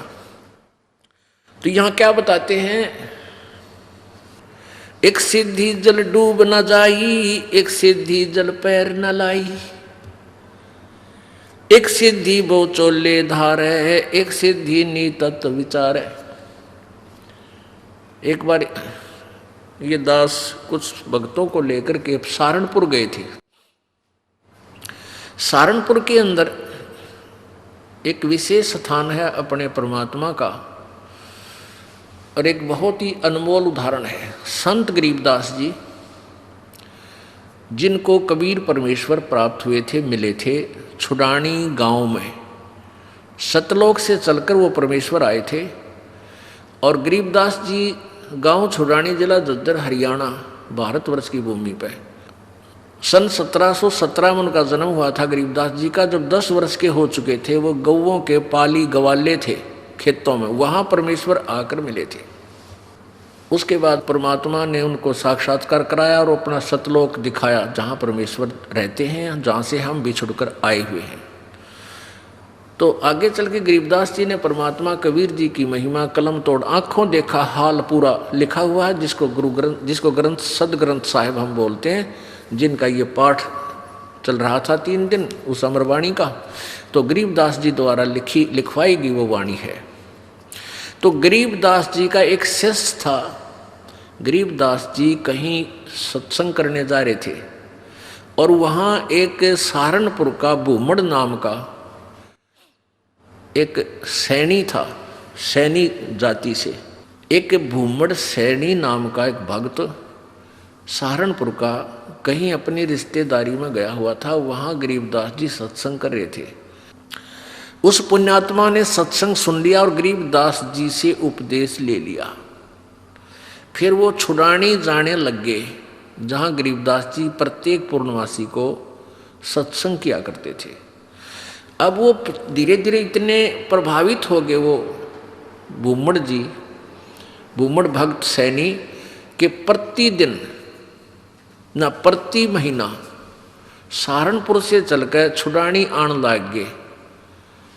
पहले तो धीरे धीरे ज्ञान होता है, फिर इतनी श्रद्धा बन गई कि सहारनपुर से चलकर गांव छुड़ानी, जिला झज्जर में वो प्रत्येक महीना आते। पहले ना तो कोई कन्वेंस थी, ना कोई रास्ते थे, पैदल आना सहारनपुर से चलकर। सहारनपुर से मेरे ख्याल में झज्जर छुड़ानी गांव 100 किलोमीटर से 150 से 200 किलोमीटर के आसपास है। अब वहाँ से पैदल चलना, और पहले वर्षा के दिनों में ये जैसे बीच में दरियाएं बहा करती थी, उन पर कोई पुल भी नहीं था, वो आते थे। वो ऐसे पिछले 1 वर्ष से ऐसा उसने प्रक्रिया कर ली। अब गरीबदास जी ने कहा, बेटा ऐसे दुख ना पाया कर, तू 1 आधा महीना छोड़ कर आ जाया कर। नहीं बोला, गुरुजी मेरे पर डटया नहीं जाता, मुझसे रुका नहीं जाता। तो गरीबदास जी बोले, कोई बात ना, ले बेटा तेरी मौज है। अब क्या हुआ कि गरीबदास जी ने भादुआ सुदी दूज को शरीर छोड़ना था। उससे पहले उस भगत से कह दिया, बेटा अब तू यहां मत आना, ये मेरा ऑर्डर है, आज के बाद यहां नहीं आएगा। अब बूमड़ रोने लग गया, बूमड़ भगत रोने लग गया। काफी रोता रहा कि गुरुजी ने भाई बड़ा आदेश दिया, क्या बात है, मेरे से कोई त्रुटि बन गई, कोई गलती होगी मेरे से। परमात्मा गरीबदास जी बोले, बेटा क्यों रो रहा है? कि जी यूँ रो रहा हूँ, मुझदास से कोई गलती तो नहीं बन गई, आपने यहाँ न आने का आदेश, आपके दर्शन ना करने का आदेश दे दिया। परमात्मा ने कहा, गरीबदास जी ने कहा कि दर्शन ना करने का आदेश नहीं दिया मैंने, यहाँ न आने का आदेश दिया है। मैं तेरे पास वहीं आऊँगा बेटा। बालक मैंने शादी कर दी, 4 लड़के थे, 2 लड़की गरीबदास जी के पास संतान थी। लड़कियों ने शादी नहीं करवाई, ब्याह नहीं करवाया था, वो आजीवन ब्रह्मचारी रही थी अपनी भक्ति की। 4 बच्चों का ब्याह कर दिया। अब मैं फ्री हूँ बेटा, वहाँ आऊँगा तेरे पास, और तेरा बाग है बताते हैं वहाँ। अच्छा कहाँ जी, आपकी दया है, आपकी कृपा से ही तो सब कुछ हो रहा है। तो भाई उस बाग में मेरी एक झोपड़ी डाल दिए बेटा, मैं भी अपना भजन करूँगा और तेरे को सेवा दर्शन हो जाएंगे। तो बड़ा खुश होया, बड़ा खुश होया और वापस चला गया। अब इंतजार कर रहा है, गुरुजी आए नहीं, गुरुजी आए नहीं। उधर क्या हुआ, गरीबदास जी ने वो शरीर छोड़ दिया भादुआ सुदी दूज को सन 1778 में। तो 6 महीने हो गए। अब बूमड़ वहाँ रोए रोए जैसे धर्मदास जी रोया करते तरफ में, और इतना बुरा हाल हो गया, हे भगवान क्या हो गया। और उधर से उसका बाग सूख गया, बाग कति सारे में कीड़ा लाग के कति सारा सूख गया। उसने सोची भाई मेरे भगवत जरूर अवश्य गलती बनी है, जब गुरुदेव ने मुझे वहाँ दर्शन करने की मनाही कर दी, और इधर से यहाँ मेरा बाग सूख गया। अपने आप को कोस रहा है, अपने अपने अपने अवगुणों को ढूंढ रहा है, मैंने कौन सी गलती ऐसी कर दी जो गुरुजी रूस के मेरे थे। तो 6 महीने रोता रहा। बसंत पंचमी के दिन गरीबदास जी भादुआ में शरीर छोड़ के बसंत पंचमी के दिन उसी शरीर में 61 साल की आयु के शरीर में, और वह बूमड़ के घर पर जाकर सच्चाई बोल दी। अब बूमड़ चरणों में पड़कर खूब रोया, है भगवान मन तेने सोच ली थी कि मेरे से कोई गलती बन गई, गुरुदेव आप रुष्ट हो गया, पाए कोई ना। गरीबदास जी बोले, भाई कोई बात ना बेटा, थोड़ा सा लेट हो गया, मैंने काम हो गया था।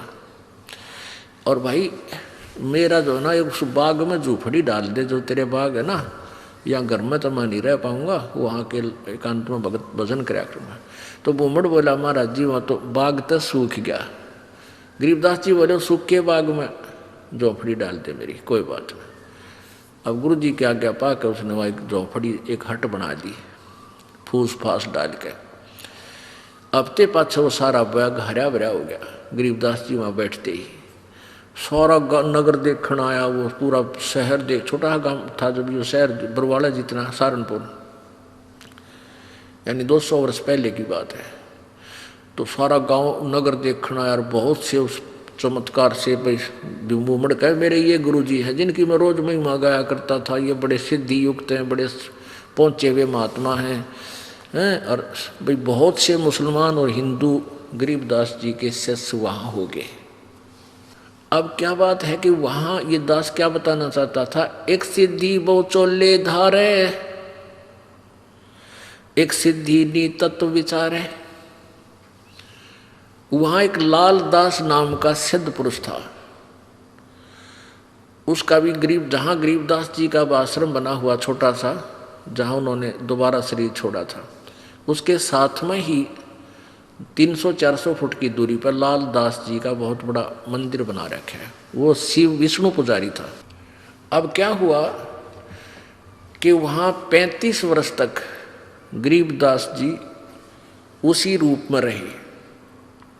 हिंदू और मुसलमान दोनों ही गरीबदास जी के शिष्य बने, क्योंकि ये ज्ञान ही एकता उपजाने का है। उनका ऐसा ज्ञान है कबीर जी का। तो वहाँ शहर सहारनपुर शहर के अंदर एक आश्रम बना हुआ है, भूमड़ का पूरा घर था। वो उसका संतान नहीं थी, परमात्मा ने उसका कल्याण करना था, इसलिए उसको झंझट में फंसाया नहीं। तो उसने सारा ही अपना घर भी आश्रम के रूप में बना दिया था। आज भी वहाँ विद्यमान है। गरीबदास जी की परंपरा का एक आधा कोई भक्त वहाँ रह रहा है। ये दास देख के आया था। तो वहाँ 35 वर्ष की आयु के बाद शरीर छोड़ दिया। तो वहाँ उस बाग के अंदर ही उस शव को अंतिम संस्कार वहाँ दफना रखा है वो शरीर।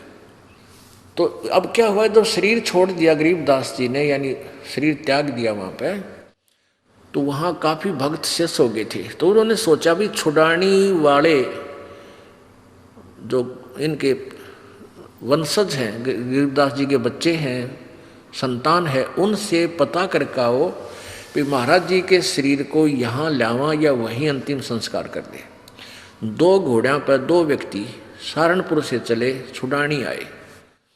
तो उनसे कहा कि भाई ऐसे ऐसे गुरुजी ने शरीर त्याग दिया है, महाराज गरीबदास जी ने, यानी आपके दादा ने, दादा ने, पिताजी ने, जैसे भी उनके नेक थे, तो सहारनपुर में, और आप बताओ क्या करना है। उनको यहाँ कहो तो यहाँ लाएं कोई बैलगाड़ी में डाल के, और या ये कहो कि वही अंतिम संस्कार कर दे, तो वो आप साथ चलो हमारे, उनका अंतिम संस्कार कर देते हैं। गांव वाले कहते हैं, भाई तुम क्या कहने लगे।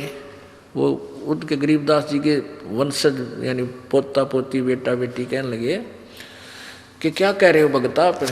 गरीबदास जी यानी गुरु महाराज तो 35 वर्ष पहले शरीर छोड़ दिया था, और ये इनकी यादगार बना रखी। छुड़ानी में एक छतरी बना रखी है, छतरी साहब बोल रहे हैं उसको, जहाँ गरीबदास जी के शरीर का अंतिम संस्कार करा था, वो एक यादगार बना रखी है।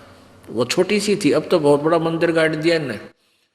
एक छोटी सी थी, जैसे आम यादगार सी बना देते हैं, ज़्यादा से ज़्यादा 10 फुट 5-7 फुट की ऊंची और 10 बाई 10 फुट चौड़ी। वो आज भी सेंटनों के विद्यमान है, जो ओरिजिनल है। उसके बाद उसके ऊपर और कुछ बना दिया। तो सारे गवाही के दे, और वो नो के ना भाई महाराज जी तो वहाँ शरीर छोड़ रखा है सहारनपुर में। तो उनका ना यकीन होया। 2 व्यक्ति घोड़े पर सवार होकर वहाँ से घोड़े लेकर और फिर वहाँ पहुँचे। वहाँ जाकर देखा जो कहते शरीर, और वही गरीबदास जी वहाँ शरीर छोड़ रखे। तो छुड़ानी वाले बोले भाई इनकी लीला तो अपरंपार है, यही अंतिम संस्कार कर दो, वहाँ तो पहले हो चुका है।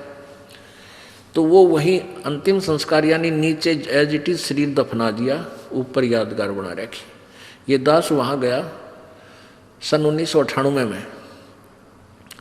तो वहाँ देखा, यही बिल्कुल क्लियर देखने के लिए सच्चाई है या कैसा है, बिल्कुल सच्चाई पाई। और वहाँ विराजमान एक लेडी संत थी, उसने बताई कि जी ऐसे ऐसे सारी कहानी सत्य है। उनके समय का वहाँ एक पलंग भी है जिस पर गरीबदास जी विश्राम किया करते थे। वहाँ ग्रंथ साहब भी यही लिखा हुआ था, हस्तलिखित उनके पास विद्यमान है। फिर वो देखा जा करके वो बाग में जहाँ उनका अंतिम संस्कार किया था, तो वो यादगार जो बना रखी थी वो लगभग 150 वर्ष पुरानी होकर के जीर्ण शीर्ण सी हो रही थी। तो हमने उनसे कहा कि आपकी आज्ञा हो तो हम इसको दोबारा रिकन्स्ट्रक्ट कर दें, ना तो पड़ेगी को गिर के किसी को चोट लगेगी, कोई दर्शक होगा। तो वो कहने लगे जी ऐसे कर दो। फिर हमने क्या किया कि नीचे का पोर्शन नहीं छेड़ा, वो पुरानी छोटी छोटी ईंटों से बना हुआ था, उसके ऊपर की दोबारा से बढ़िया ईंटों से और एक अच्छा गुम्बद सा बना के वो तैयार किया। और उसके ऊपर पूरा एक बोर्ड लगा रखा है, पूरी कहानी लिखी हुई हमने कि ऐसे ऐसे ये हुआ था। अब कहने का भाव ये है दास का कि उन्हीं के साथ में एक लाल दास जी थे। तो उनके बारे में क्या प्रसिद्ध था कि वो अपने भक्तों के निकलता था तो मांगने जाता था आहार। एक कहता था मेरे पास, हमारे घर भी आए थे लालदास जी, एक दूसरे शहर में कहता था यहाँ भी लालदास जी आए थे। तो वो एक सिद्धि बहुचोले धारे, उसके पास एक हल्दी की गांठ थी या हल्दी की एक ही गांठ थी, यानी एक सिद्धि थी, उसने महात्मा पाया कि गया। लालदास जी के क्या करते, उसने अपना नियम बना रखा था। वो सिद्धि से यानी वहाँ जाता था, गंगा पर स्नान करके आता था प्रतिदिन। सुबह उठता और गंगा पर स्नान करने जाता था और शाम को वो वापस आ जाता था। अब सुबह 4 बजे चलता, शाम ने आता, ऐसे उसने अपना मनमुखी नियम बना रखा था। एक बार वो बीमार हो गया। बीमार हो गया तो चिंतित हुआ। गरीबदास जी उनके पास जाते थे, उन्हें ज्ञान भी समझाते थे, पर वो अनाड़ी कति नहीं माना था। वो इतना बीमार हो गया कि उसको चिंता होगी कि भाई मैं अब स्नान नहीं कर सकूंगा गंगा में। तो गरीबदास जी उसको चिंतित देख कर कहने लगे, भाई चिंता ना करें, सवेरे गंगा यहीं आ जाएगी तेरे आसपास ही। अब उसने चिंता होगी कि भाई कैसे आवेगी। गरीबदास जी ने वहाँ जाकर खड़ा हो गया कि आजा लालदास। उस जहाँ लालदास जी का वो आश्रम है उससे 100 फुट की दूरी पर वह अब भी गंगा बह रही है। छोटी सी नाला सा है, उसको गंगा जैसा ही जल है उसमें। तो गरीबदास जी ने ऐसे इशारा कर दिया, थोड़ी सी दूरी से नीचे से अपने आप एक झरना सा फूटा और पानी बहने लग गया। अब लालदास जी सोचने लगे कि भाई क्या पता यो वही गंगा है या दूसरी। वो नहा तो लिया उस दिन, क्यों उसका तो प्रण नाले, फिर उसको चिंता होगी, उसको चिंता होगी कि गरीबदास ने मुझे बहका दिया हो और नहाने के लिए अपनी सिद्धि तो यहीं से को जल निकाल दिया हो। एक उसका चेला था लालदास जी का, वो गंगा पर स्नान करके आया था उस दिन, और उसकी धोती रह गई उधर एक लोटा, उस गंगा में बह गया, उस ओरिजिनल गंगा में हरिद्वार में। तो वो वहाँ आया, वो कहने लगा, गरीबदास जी बैठे, लालदास जी बैठे थे। लालदास बोला, अरे कई दिन में आया, अगजी गंगा नहान गया था। अच्छा भाई, और ठीक? हाँ ठीक हूँ जी। और कहने लगा, जी एक लोटा भी रह गया मेरा, गंगा में बह गया। अरे एक धोती बह गई वहीं पर, तेज धारा थी। गरीबदास जी बोले, भाई यहाँ तेरी को धोती और लोटा इस गंगा में पड़े हैं, यहाँ ये वही गंगा है जो वहाँ तू नहा का है। अब लालदास जी ने सोचा, भाई जय इसके धोती लोटा यहाँ पा गए तो सचमुच या वाह गंगा है। दोनों तीनों उठ कर गए, वो धोती लोटा वहीं, वह लोटा धोती और पड़ोस होकर वहीं पड़े, उन पैर साथ में गांठ कर, वैसे कच्चा ही गांठ था। वो लोटा उठाया, उस पर नाम था उस भगत का, नाम खुदवा रखा था उसने। ने बोला, महाराज जी तो सचमुच वाह गंगा में तो वहाँ हरिद्वार नहा का था, वहाँ खूब गुम हुए थे, ये पाए यहाँ पर। तब उस लालदास का पेटा भरा, इतना उसकी मृत्यु का निकट आ गया। मालिक की वाणी उसने संभाली कोई ना। तो पुण्यात्माओं, इस तरह हम कहाँ विचलित थे। और संत सब कूप है केते सरिता नीरी, दादू अगम अपारे है ये दरिया सत्य कबीरी। ईश्वरीय शक्ति से युक्त बहुत से संत आपको मिलेंगे। अब जैसे कुछ तो कुआ टाइप समझ लो, कुआ कितना इतना ही काम कर सके, आपके पीने का काम चला दे, पानी का पीने का नथिंग, और फिर इसके उससे ज़्यादा नहीं। और एक झरीता नीर, और संत सब कूप हैं केते झरीता नीर, दादू अगम अपार है ये दरिया सत्य कबीर। और दूसरे झरीता नीर, झरीता माने झरने से निकला हुआ छोटा मोटा नाला। और कबीर परमात्मा को दरिया समझो कि दरिया में नदी से कितना इतना पानी परियो, जल प्रयोग करो, चाहे नहर भी निकाल लो और पशु भी नहा धो लो, उसमें सिंचाई भी कर लो, तो भी जल अंत नहीं होता। यानी पूर्ण समर्थ हैं कबीर जी। और भी संत छोटी मोटी सिद्धियों से ईश्वरीय शक्ति युक्त नजर आते हैं, लेकिन वो काम चलाऊ सरकार होते हैं। एक सिद्धि पांचों तत्नीरम, एक सिद्धि जो बज्र शरीरम, एक सिद्धि पीवे नहीं खाई, एक सिद्धि जो गुप्त छिपाई, एक सिद्धि जो ब्रह्मांड चलावे, एक सिद्धि सब नाद मिलावे, एता खेल खिलाड़ी खेले, सो हम हंसा पर गट बेले, 24 को ना दिल चावे, सो हंसा शब्द अतीत कहावे। अब भक्त के लक्षण बताते हैं कि इन 24 को भी कोई भक्त इच्छा नहीं करेगा, वो भक्त है, वो शब्द अतीत है, वो परमात्मा का प्यारा है, वो मोक्ष प्राप्त करेगा, इन सिद्धियों में कभी भी नहीं उलझे। प्रसिद्धि पूर्ण पटरानी, सतलोक की कहूँ निशानी। कबीर परमेश्वर के पास इन सब सिद्धियों की माँ, यानी सब सिद्धियों की जननी, पूर्ण सिद्धि, प्रसिद्धि पूर्ण पटरानी और सतलोक की कहूँ निशानी। सतलोक सुख सागर पाया और सतगुरु भेद कबीर लिखाया। हमारे सतगुरु कबीर परमेश्वर जी ने ही हमें इस ज्ञान को दिया। परमहंस देखो परवाना, जन कहता दास गरीब दीवाना। कि आप परवाना माने वो परमात्मा का वास्तविक संदेश, यथार्थ ज्ञान समझो, उसके आधार से भक्ति करो, तब तुम्हारा मोक्ष होगा। अब परमात्मा पाने के लिए हमारे अंदर कितना समर्पण होना चाहिए। जैसे हम पहले कहते थे, तन मन धन सब तेरा, तेरा तुझको अर्पण, क्या लागे मेरा। और चौवन्नी दान नहीं कराया करते, चौवन्ने नहीं दिया करते। एक हफ्ते में 100 रुपये का बूंदी का प्रसाद बैठा करते, मंगलवार का व्रत रख के, और गीत गाया करते नो, तेरा तुझको अर्पण क्या लागे मेरा। अब हम क्या कर रहे हैं, अब एक एक भक्त ऐसे बढ़ चढ़कर परमात्मा की प्यारी आत्मा इतने उभर रहे हैं, उनकी कथा सुना दो तो आप हैरान रह जाओ, किस प्रकार समर्पित है मालिक पर। फिर किस तरह उनको परमात्मा दोनों हाथों दे रहा है। देते को हर देत है, जहां तहां से आने, अणदेवा मांगत फिरो, फिर परमात्मा सुने ना काने।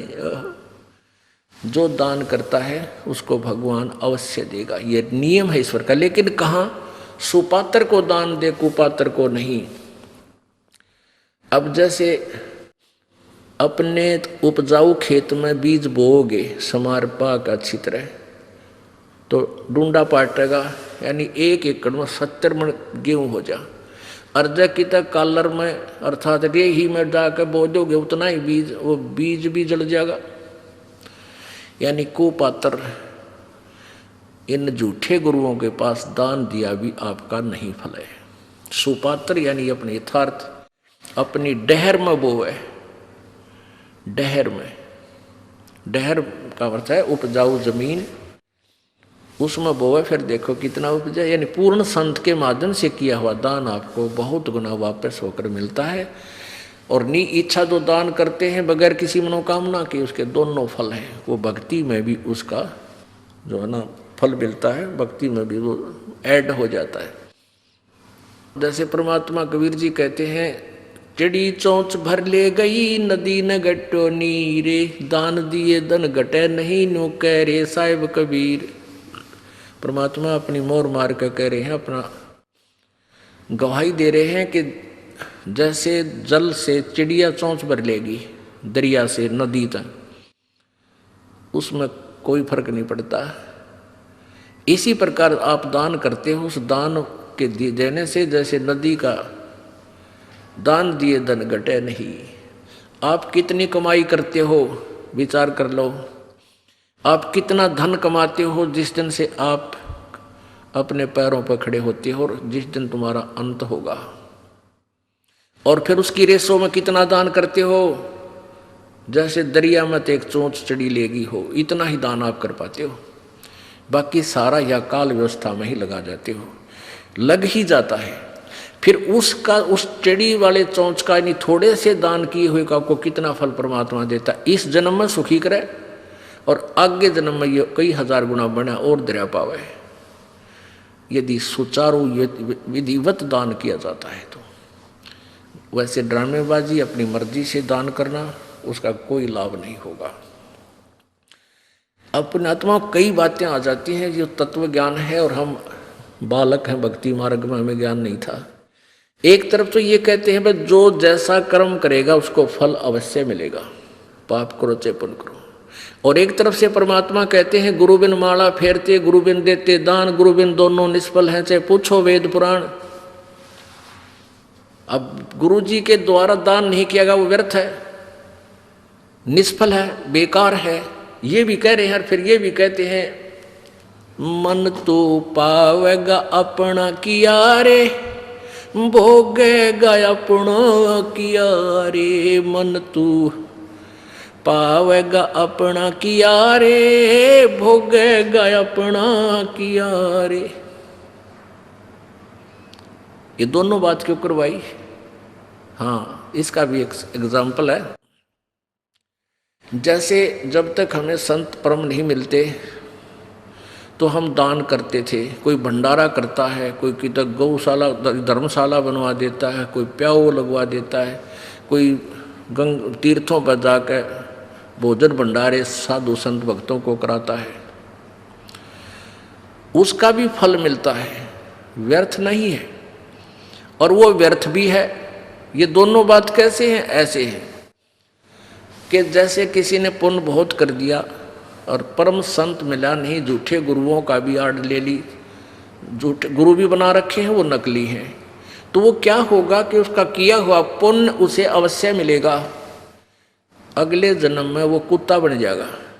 आपने देखा होगा कई कुत्ते, ड्राइवर तो होता मनुष्य और कुत्ता बैठा है माल्यकाली का सीट पे, बैक सीट पे, और शीशे में झांकी में गन्नू देखा है बैठ के, बाढ़ मुँह काट गए, और मनुष्य उसका ड्राइवर है और उसका पालतू कुत्ता। और उस कुत्ते के लिए अलग से एक रूम होता है, और हफ्ते में 2 बार वेटरनरी सर्जन यानी डंगरा का डॉक्टर उसकी चेकअप करके जाता है।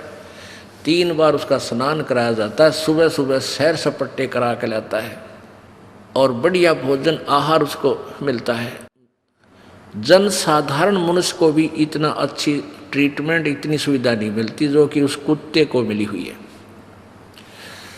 अब उस नालायक प्राणी ने दान तो किया, और उस दान का, उस पुण्य का फल भी उसको मिल गया, पर मिला कुत्ते के रूप में। यदि वो परम संत की शरण में होता तो उसको मान ले पारना होता तो ये सुविधा मिलती, कार भी मिलती, वेटरनरी सारी सुविधाएं मिलती, कूलर लगा हुआ उसके रूम में ये भी मिलता, और जो आज कुत्ते के रूप में मिली उसने। और मनुष्य जीवन होता तो कहीं ना उस जन्म में किता न किता परमात्मा की प्यारी आत्मा कोई संत फिर मिल जाता। अब उसने दान किया, वो किया हुआ कर्म मिला, अपना किया हुआ पा लिया, लेकिन कुत्ते के रूप में। आज तो उसने सारी सुविधा मिल गई, जो दान पुण्य किए थे भंडारे भंडूरे, और अगले जन्म में वो सूअर बनेगा। फिर क्या मिलेगा? फिर वो मिलेगा जो बता भी नहीं सकते हम, यहाँ कहते विश्रम आवे, वो मिलेगा उसको खाने के लिए। तो कहने का भाव ये, परमात्मा हमें हर तरह से चौकस करना चाहते हैं कि जो तुम कर रहे हो फल वो भी मिलेगा, लेकिन वो फल यूजलेस होगा। गुरु बिन माला फेरते, गुरु बिन देते दाने, गुरु बिन दोनों निष्फल हैं, चाहे पूछो वेद पुराण। अब परम संत की शरण में आने के बाद और मोक्ष मार्ग की जो इच्छा रखते हैं उनको कितना समर्पण करना चाहिए। तन मन शीस ईश अपने पे, तन मन शीस ईश अपने पे, पहले में चोट चढ़ावे जब कोई राम भक्त गत पावे हो जी, जब कोई राम भक्त गत पावे हो जी। तन मन शीस ईश अपने पे, तन मन शीस ईश अपने पे, पहलम चोट चढ़ावे जब कोई राम भक्त गत पावे हो जी, जब कोई राम भगत गत पावे हो जी। भाई सतगुरु तिलक अजप्पा माला युक्त जटा रखवावे। सतगुरु तिलक अजप्पा माला युक्त जटा रखवावे। जत को पीन सत का चोला भीतर बेख बनावे। जब कोई राम भगत गत पावे हो जी। जब कोई राम भगत गत पावे हो जी। भाई लोक लाज मर्याद जगत की तरण ज्यों तोड़े बगावे। लोक लाज मर्याद जगत की तरण ज्यों तोड़े बगावे। कामनी कनक जहर कर जाने तब शहर अगमपुर जावे। जब कोई राम भगत गत पावे हो जी। जब कोई राम भगत गत पावे हो जी। कामनी कनक जहर कर जाने तब शहर अगमपुर जावे। जब कोई राम भगत गत पावे हो जी। जब कोई राम भगत गत पावे हो जी। तन मन शीस ईस अपने पे तन मन शीस ईस अपने पे पहलम चोट चढ़ावे। जब कोई राम भगत गत पावे हो जी। जब कोई राम भगत गत पावे हो जी। भाई जो पतिव्रता पति से राती आन पुरुष ना भावे। जो पतिव्रता पति से राती आन पुरुष ना भावे। बस पीहर में सुरत प्रीतम न्यो कोई ध्यान लगावे। जब कोई राम भगत गत पावे हो जी। जब कोई राम भक्त गत पावे हो जी। भाई नंदा स्तुति मान बढ़ाई मन से मारे गिरावे। निंदा स्तुति मान बढ़ाई मन से मारे गिरावे। अष्ट सिद्धि की अटक न माने वो आगे कदम बढ़ावे। जब कोई राम भक्त गत पावे हो जी। जब कोई राम भक्त गत पावे हो जी। भाई आशा नदी उलट के डाटे आडा बंद लगावे। आशा नदी उलट के डाटे आडा बंद लगावे। बव जल खार समुंदर माही बोहर न खोड़ मिलावे। जब कोई राम भक्त गत पावे हो जी। जब कोई राम भक्त गत पावे हो जी।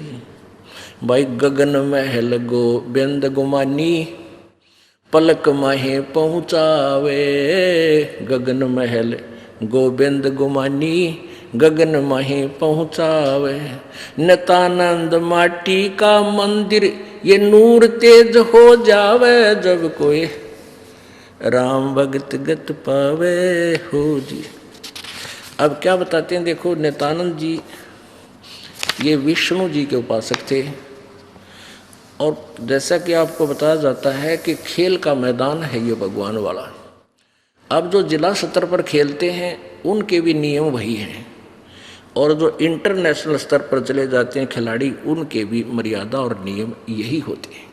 तो ये सभी पर लागू है, ये इस तरह के जो क्रियाएं हैं तो सभी करेंगे तभी वो अपने इष्ट धाम को प्राप्त कर सकेंगे। पहले तो गुरु पूरा हो और फिर समर्पण हो। तन मन शीश कैसे देना होता है, सिर काट कर नहीं देना। एक गुरु के 4-5 चेले थे और उनको शिक्षा देते थे, यही सेम ही गाइड होता है, सबकी एक जैसी गाइडेंस होती है। भाई गुरु जी को की आज्ञा का पालन अवश्य करना चाहिए, तभी जो है शिष्य गुरु जी से लाभ प्राप्त कर सकता है। भाई जो गुरु बचन पे डट गे कट गे फंद 84 के, कट गे फंद 84 के। वस्तु मिली ठोड़ की ठोड़, मिट गई मन पापी की दौड़। वस्तु मिली ठोड़ की ठोड़, मिट गई मन पापी की दौड़। भरम मिटे मथुरा काशी के, भरम मिटे मथुरा काशी के। भाई जो गुरु बचन पर डट गे, रकट गे फंद 84 के। यानी इस तरह की कथाएं तो आम व्यक्ति भी बताता रहता है कि जो परम संत की बात को स्वीकार कर लेता है और गुरु जी के वचन का पालन करता है, आज्ञा का पालन करता है, वही गुरु जी जैसा भी जिस सत्र का वो गुरु है, वो उसका लाभ विशेष तभी प्राप्त करता है। तो एक दिन उस शिष्य गुरुदेव ने उन चेलों को यही कथा सुनाई, भाई गुरु जी की आज्ञा का पालन तो शिष्य नहीं करता, उसकी भक्ति नष्ट हो जाती है। और कुछ देर के बाद कहता है कि बच्चों आओ, तुम एक मेरा आदेश है कि मेरे सिर में 5-5 जूते मारो। अब चेले राम फंस गए धर्म संकट में। अब भाई गुरु जी का नहीं हाथ कर दिया तो बात बिगड़ गई, और आज्ञा का पालन ना हुआ तो नाश हो गया। बैठे रहे, सन्नाटा छा गया। अब गुरु जी कहता है तुम नहीं के शिक्षा दिया करता मैं, भाई बस हो गए फेल सारे। अब बैठे रहे, एक चेला उठा, अपना जूता निकाल के और गुरु जी के चरणों के पास बैठ कर अपने सिर में 5 मारे, पट पट। अब गुरु जी कहने लगे भाई डंडी मत मारा, मैंने मेरे सिर में कहा था, तेरे में नहीं। तो वो चेला कहता है दास का शीश भी तो आप ही का तो है। तो ये विवेक से समर्पण करना है, इतनी ही बात है कि गुरु जी की आज्ञा का यही पालन है कि जैसे गुरु जी कहे उस प्रत्येक मर्यादा का पालन करें। अब गुरु जी क्या कहेंगे, बेटा भक्ति कराया करो, परमात्मा ना भूलियो, बुराई छोड़ दो, बीड़ी शराब मांस तम्बाकू मत पीना। जब तुम ये ना मानोगे तो फिर किसी भगत क्यों रेड हो, यहाँ आने का फायदा क्या तुम्हारा।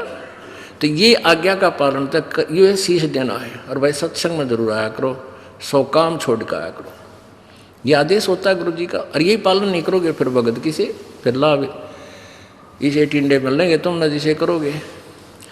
अब क्या बताते हैं, तन मन शीस ईस अपने पे पहले में चोट चढ़ावे, जब कोई राम भगत कत पावे। यानी ये ब्लाइंड फेथ का मार्ग है, भक्ति मार्ग। ब्लाइंड फेथ गुरु जी पर करना होगा।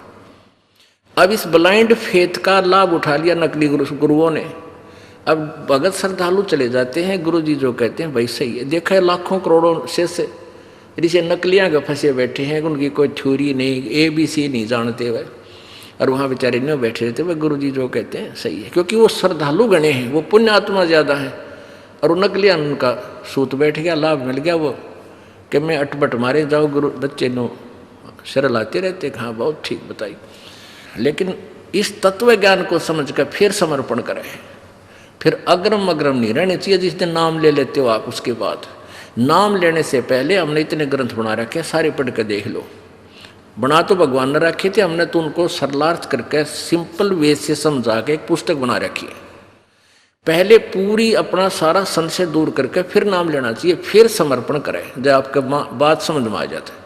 और नाम लेने के बाद फिर तुम सोचते हो ऐसा नहीं होता, गुरु जी क्या बता रहे हैं ऐसा ठीक नहीं है, वहाँ भी आपका नाम खंड हो रहा है। फिर ब्लाइंड फेथ करना चाहिए आपने। गुरु जी जो करे फाइनल, क्योंकि आप तो बालक हो, गुरु जी एक टीचर होता है। आप टीचर किस दृष्टिकोण से आपको समझा रहा है, आपकी बुद्धि वहाँ पहुँच भी नहीं रही, इसलिए आप यूँ कह रहे हो ना ऐसा तो ना लगता, ऐसा तो ठीक नहीं है। तो ये नहीं होना चाहिए। ये तो नाम लेने तो पहले होना चाहिए आप में, उसकी पूरी क्लियर करो उस कंसेप्ट को, फिर नाम ले लो।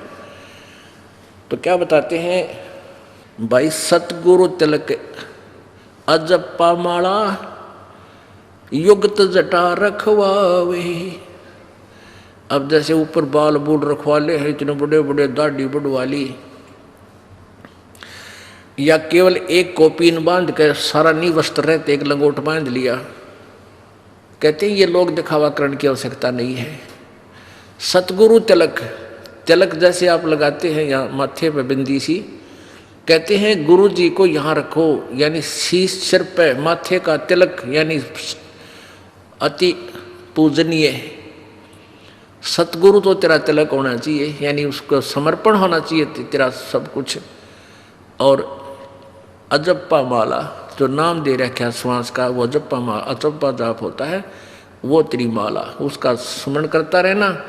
और युगत जटा रखवावे, युक्ति जो साधन गुरु जी ने बताया है, जो विधि बताई है, वो तेरी जटा है, उसकी उसी तरह तू चल, यानी ऊपरली जटा की जरूरत नहीं। और जत को पीन, यानी एक इष्ट पर आधारित रहना। व्यभिचारिणी भक्ति मत करना, गीता जी में भी मना किया है। जो अव्यभिचारिणी भक्ति करते हैं वही उस परम पिता को प्राप्त होते हैं। व्यभिचारिणी भक्ति होती है एक इष्ट की बजाय 36 इष्ट, 36 देवताएं पूजा करे, वो व्यभिचारिणी। जैसे एक लड़की अपने पति पर आश्रित ना होकर के अन्य पुरुष गमन करती हैं तो वो व्यभिचारिणी कहलाती है। तो कहते हैं ऐसे नहीं चलेगा, केवल एक इष्ट और एक ही गुरु, नथिंग एल्स, जो वो बताओ वही करना होगा।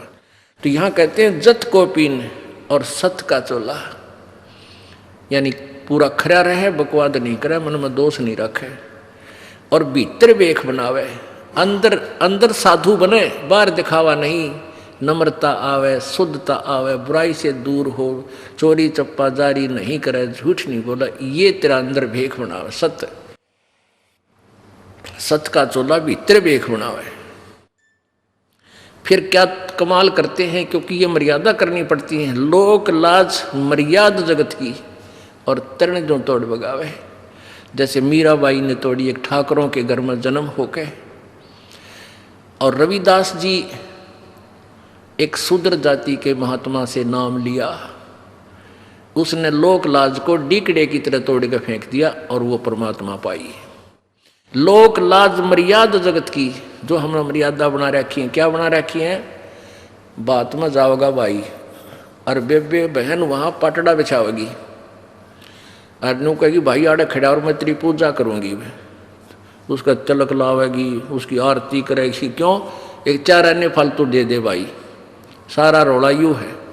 अरे ओ भाई पहले भी वही था, आज भी वही है। आपका बहन भाई का एक नाता विशेष हो है, और बहन का हक है आप भाई जावे अपनी बहन के दुख में पहले दुखी हो जाकर, बात वाले दिन क्यों ड्रामा करे।